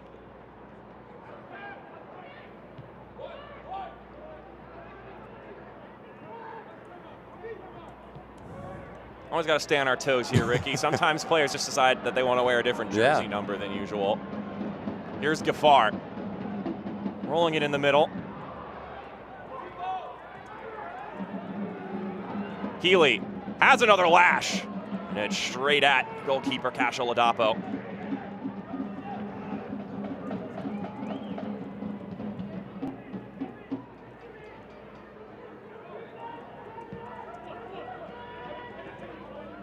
Kamara. And that's a easy yellow card to dish to Michael Rempel. Professional foul from him. Also looks like a couple of changes getting ready for Mike Avery's his team, excuse me.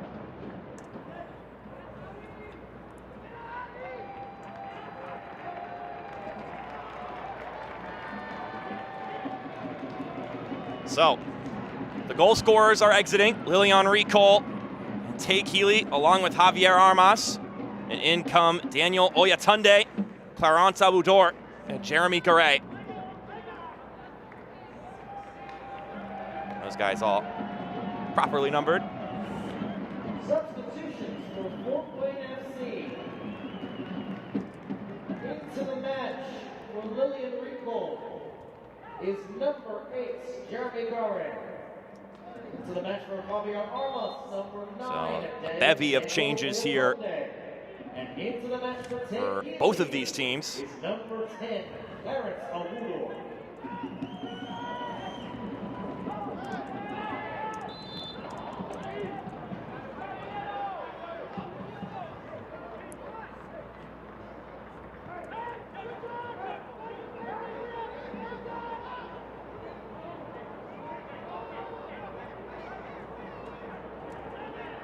JT Kamara, roll this one in.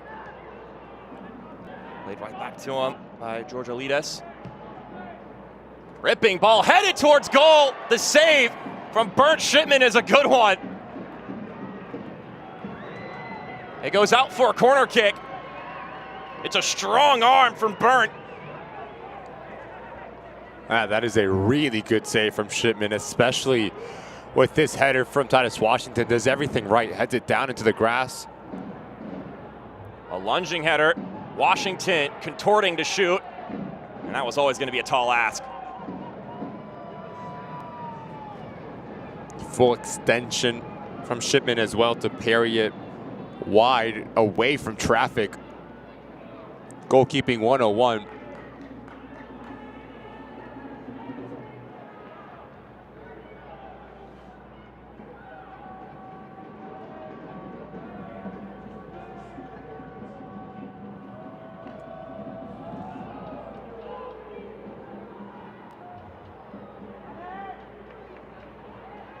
Barbosa helping his side win the ball back, but it's not the easiest pass back to Oladapo. He has to run out for it.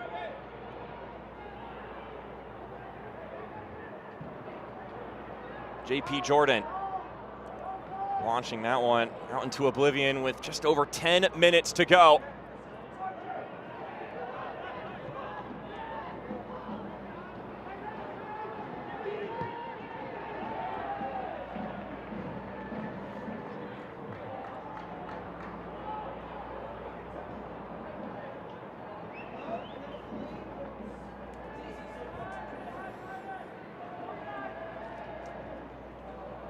I feel like it's a really tempting proposition when you're a team down 3-0 in the midweek to just start going into auto drive.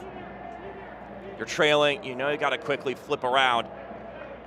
What is the balance there, though? Because on one end, you certainly don't want to give up on a game because, I mean, we've seen crazier things happen in a soccer match than a comeback down 3 goals with 10 minutes to go. Surely that would be pretty nuts, but it's not out of the realm of possibility. But at the same time, how much are you really trying to put on the line and sacrifice your chances next game as Gafar works his way in, and he'll tap it back out. Garay. It's a balance. It's a balance for Bobby Murphy, understanding that you do have a game and a big game on the weekend. So you have to maintain the freshness within the squad, but you also are giving players an opportunity to say, yes, I know the circumstances are not ideal, but it's an opportunity for you to showcase to me the type of personality, the type of player that you are in terms of your mentality. It's really easy for every single player to want to play when you're up 3-0, but now in a difficult place to play, second game for this side in their new stadium. Odds are against you, yes. Scoreline is against you. Good ball here. Diash able to deal with it. And one thing that you and I, Mark, know extremely well about Bobby Murphy is that he's just not going to give players opportunities just for the sake of giving them. They have to deserve it. There's just so much talent for this Portland Hearts of Pine side that every single player that steps onto this field can provide and give you enough talent to claw out a result. So yes, it's 9 minutes. It's very unlikely that they're going to get anything out of this game. But again, really important minutes in terms of getting numbers behind for Portland Hearts of Pine.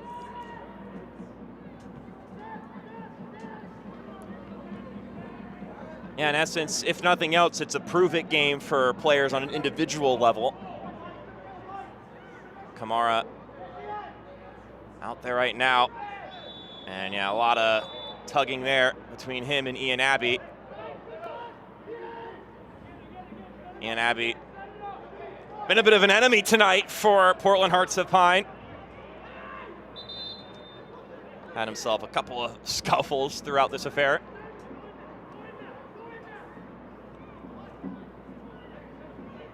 Not giving up anything easy, and this one will put him into the books. And still some exchanges happening after the fact. Well, that's another one of the objectives here for both teams, is you don't want to get yourself in trouble for anything in a game that's 3-0, whether you're Fort Wayne or you're Portland Hearts of Pine. Georgalides. Clearance chested down by Drac, and they'll keep going.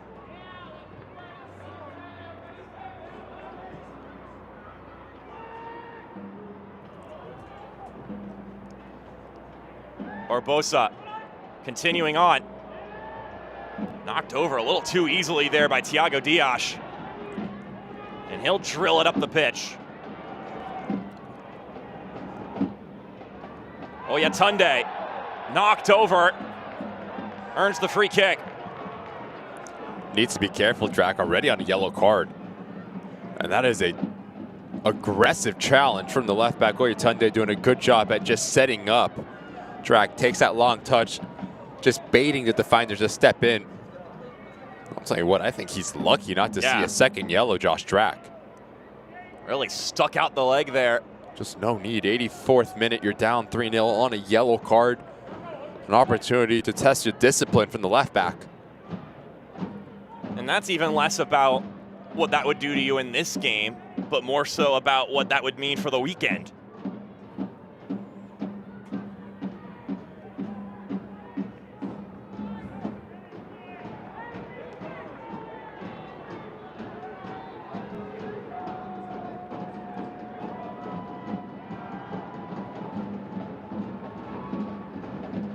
It's been a 3-goal explosion here in the second half for Fort Wayne, and now perhaps a chance for somebody to do something individually clean. And Abudor had to go near post.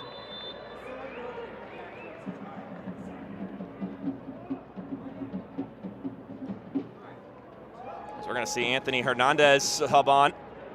Let's see who he steps on for. Michael Rempel will be jogging off the pitch. Into the match for Michael Rempel, number 22, Anthony Hernandez.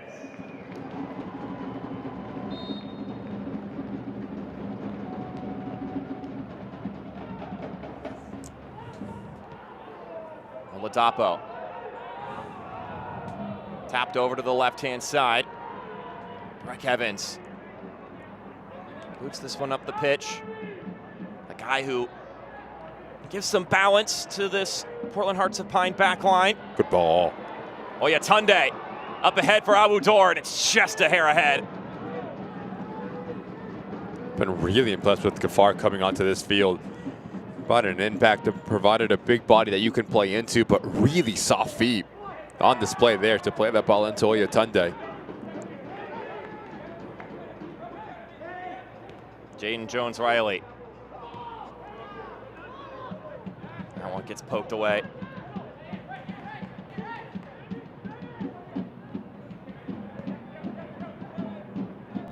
Here's Breck Evans. Launching it over to the left-hand side. Bobby Murphy mentioning that Breck Evans, more than capable of playing the long ball, but at times wanting him to maybe play the game a little bit shorter and build from that center back spot. But a guy who is such a valuable asset as a left-footed center back. Had to play with a couple of configurations of the back line to start this season that weren't the intended lineup going into the season. Of course, you bring in every single player with the expectation that they may need to play at some point in time, and so someone like Breck Evans, though, who has so much experience in the USL League One in particular, certainly a guy you never want missing. Kamara. Trying to chest it down. Uh-oh. Gafar. Dribbling by one player, tries to chip the keeper! Oh, just wide.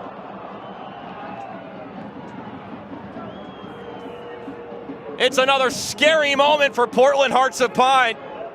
They escape on this occasion. Just talked about the impressiveness from Gafar here, but this is all about the work rate again. Really casual from Oladapo. Just trying to overplay, almost gets caught off of his line. Let's see what Gafar's just trying to do, create a little bit of separation, just lift it. He does quite well, just enough bend. Just misses the target. But as a forward goalkeeper, any sort of danger, you need to clear your lines and you need to get rid of this ball. No need to try to play out of the back there. Yeah, you're the one who's facing the situation as the goalkeeper. You've got to see him coming and just say, get out of the way. I'm going to smash that thing all the way down the field.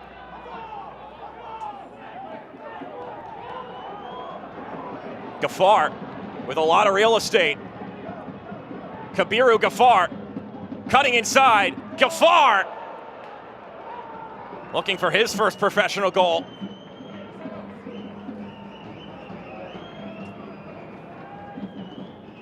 I mean, the spark here in this second half for Fort Wayne, since scoring that first goal, they have just been all over everything. And whatever Mike Avery said at halftime really struck a chord, because this team has been completely different in this second half. Defensively, they won every 50-50 duel. They've covered every single blade of turf on this field. On the ball, movement off of the ball. Been really impressive for Fort Wayne here. Kabiru Gafar, tap it back. And he's got it once more.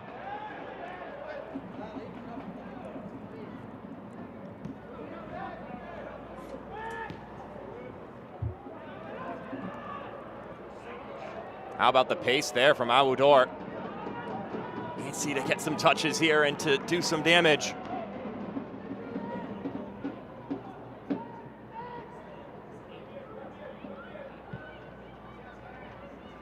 Good touch. Kamara, one who's capable of many of those. Rolls it up ahead, trying to find Abubakar Kamara.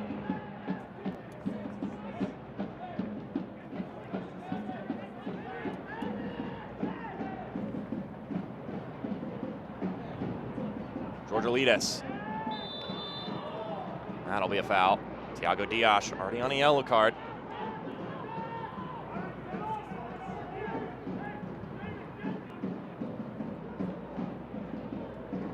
Free kick incoming for Portland Hearts of Pine.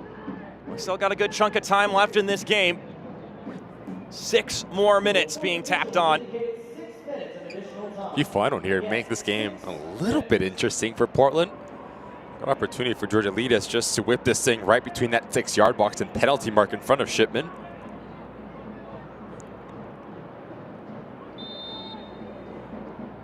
Georgialides. Knocked out of play. Ian Abbey boots it up the pitch.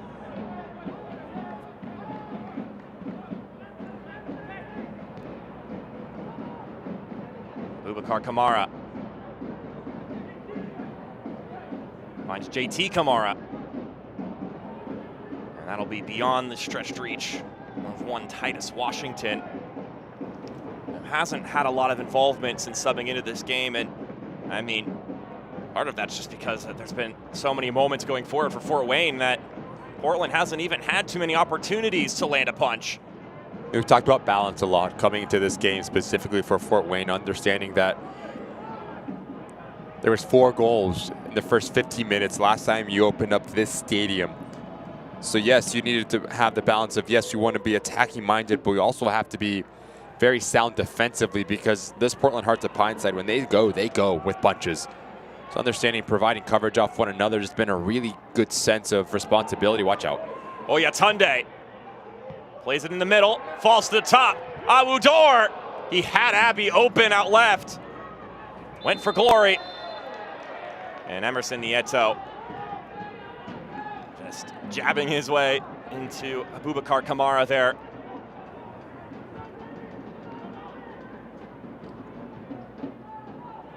So yes, you're going to see the 3 goals that Fort Wayne has scored throughout this match, but defensively it's been really impressive. This back four has done a good job at providing coverage off one another, staying compact, and everything that they've done as a unit. Not allowing Portland to create anything or get any sort of rhythm going forward in their attacking phase of play.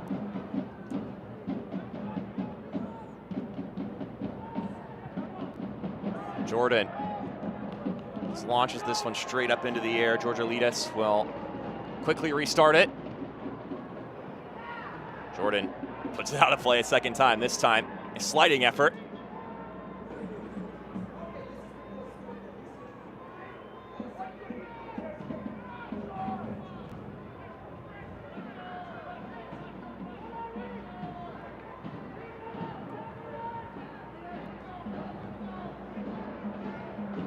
Barbosa to Kamara.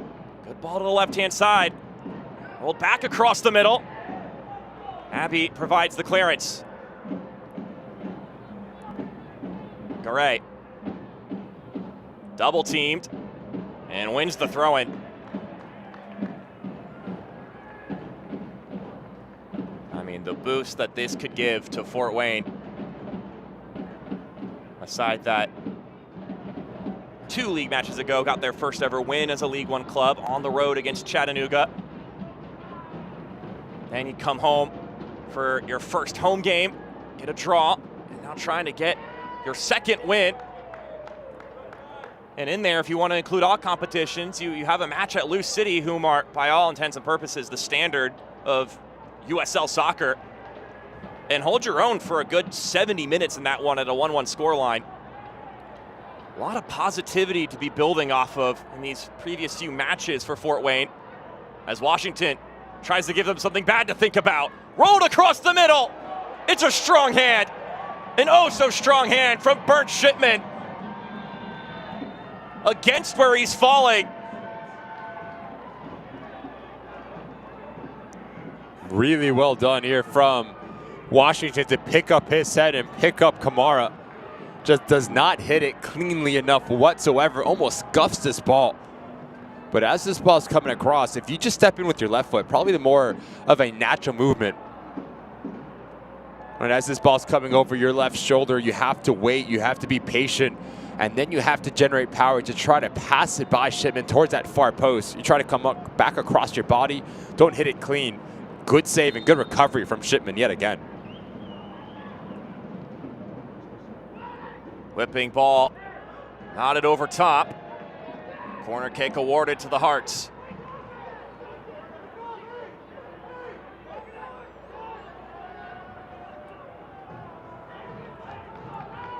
JT Kamara will take it from the right corner flag.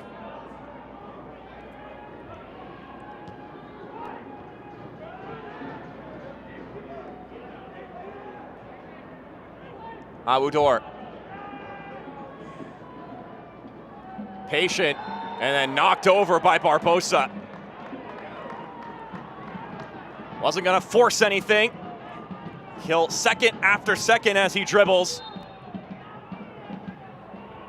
As Clarence Awudor is still on the turf.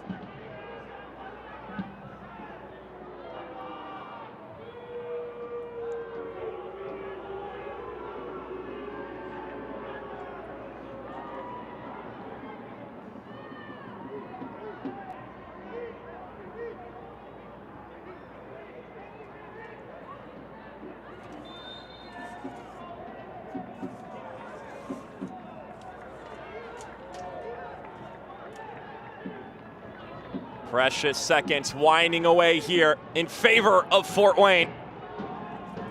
In a city they call the City of Churches, over 350 places of worship within the city. And their newest cathedral has just been christened with 3 points. 3-0 your final score. Fort Wayne victorious over Portland Hearts of Pine. Portland Hearts of Pine 0, Fort Wayne FC 3. What a result for the home side. Yeah, deserving for Fort Wayne. The better of the two teams in all facets of the game. Effort, togetherness in both boxes. Scored 3 phenomenal goals. And this is the type of win that if you are Mike Avery, that you can build on, that you can continue to grow from and really get in momentum to make this place a fortress. Phenomenal 3 points for Fort Wayne. So a victory for Fort Wayne FC. 3 great goals for the home side. We're going to step aside briefly. When we come back, we'll have our post-game thoughts here on ESPN Plus. We'll see you after this break. At Ruoff Mortgage, we understand that you don't just need a mortgage. You need someone who knows your kid's name, your dream for a backyard, and that this is more than a house. At Ruoff, we've got your person, the one you'll lean on from your pre-approval to the closing table. Your loan officer will be there with you every step of the way. The right home begins with the right person by your side.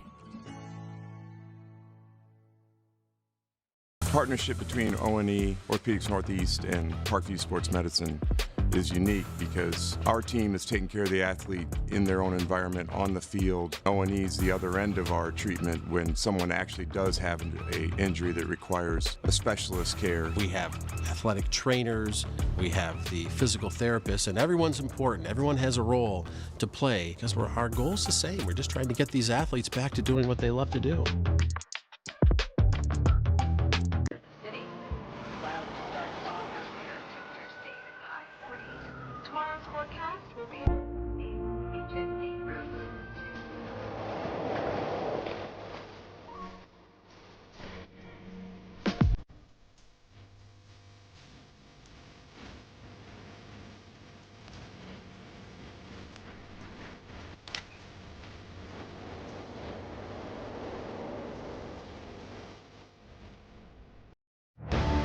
Vibes are high at the Roo.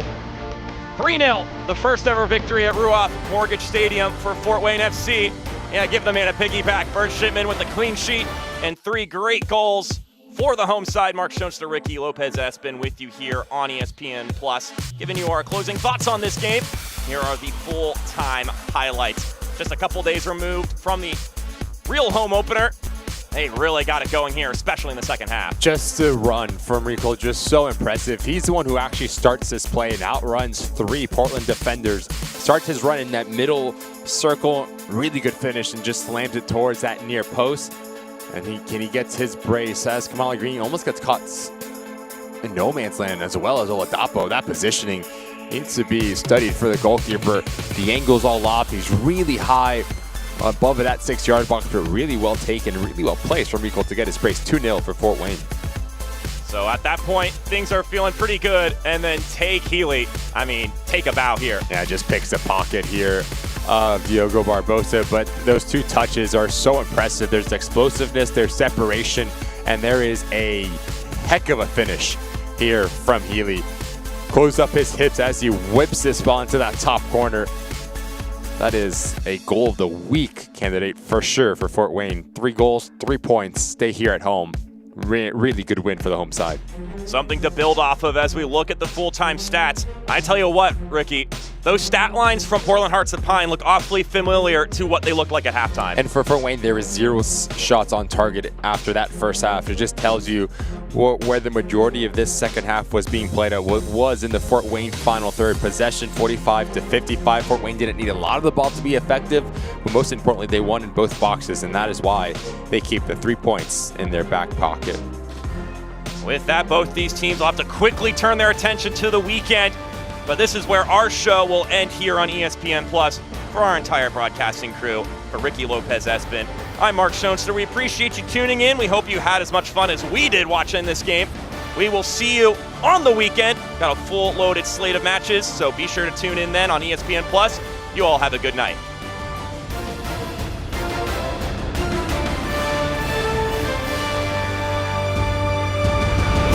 This copyrighted telecast of the United Soccer League cannot be retransmitted, rebroadcast, or reproduced without the express written consent of the United Soccer League.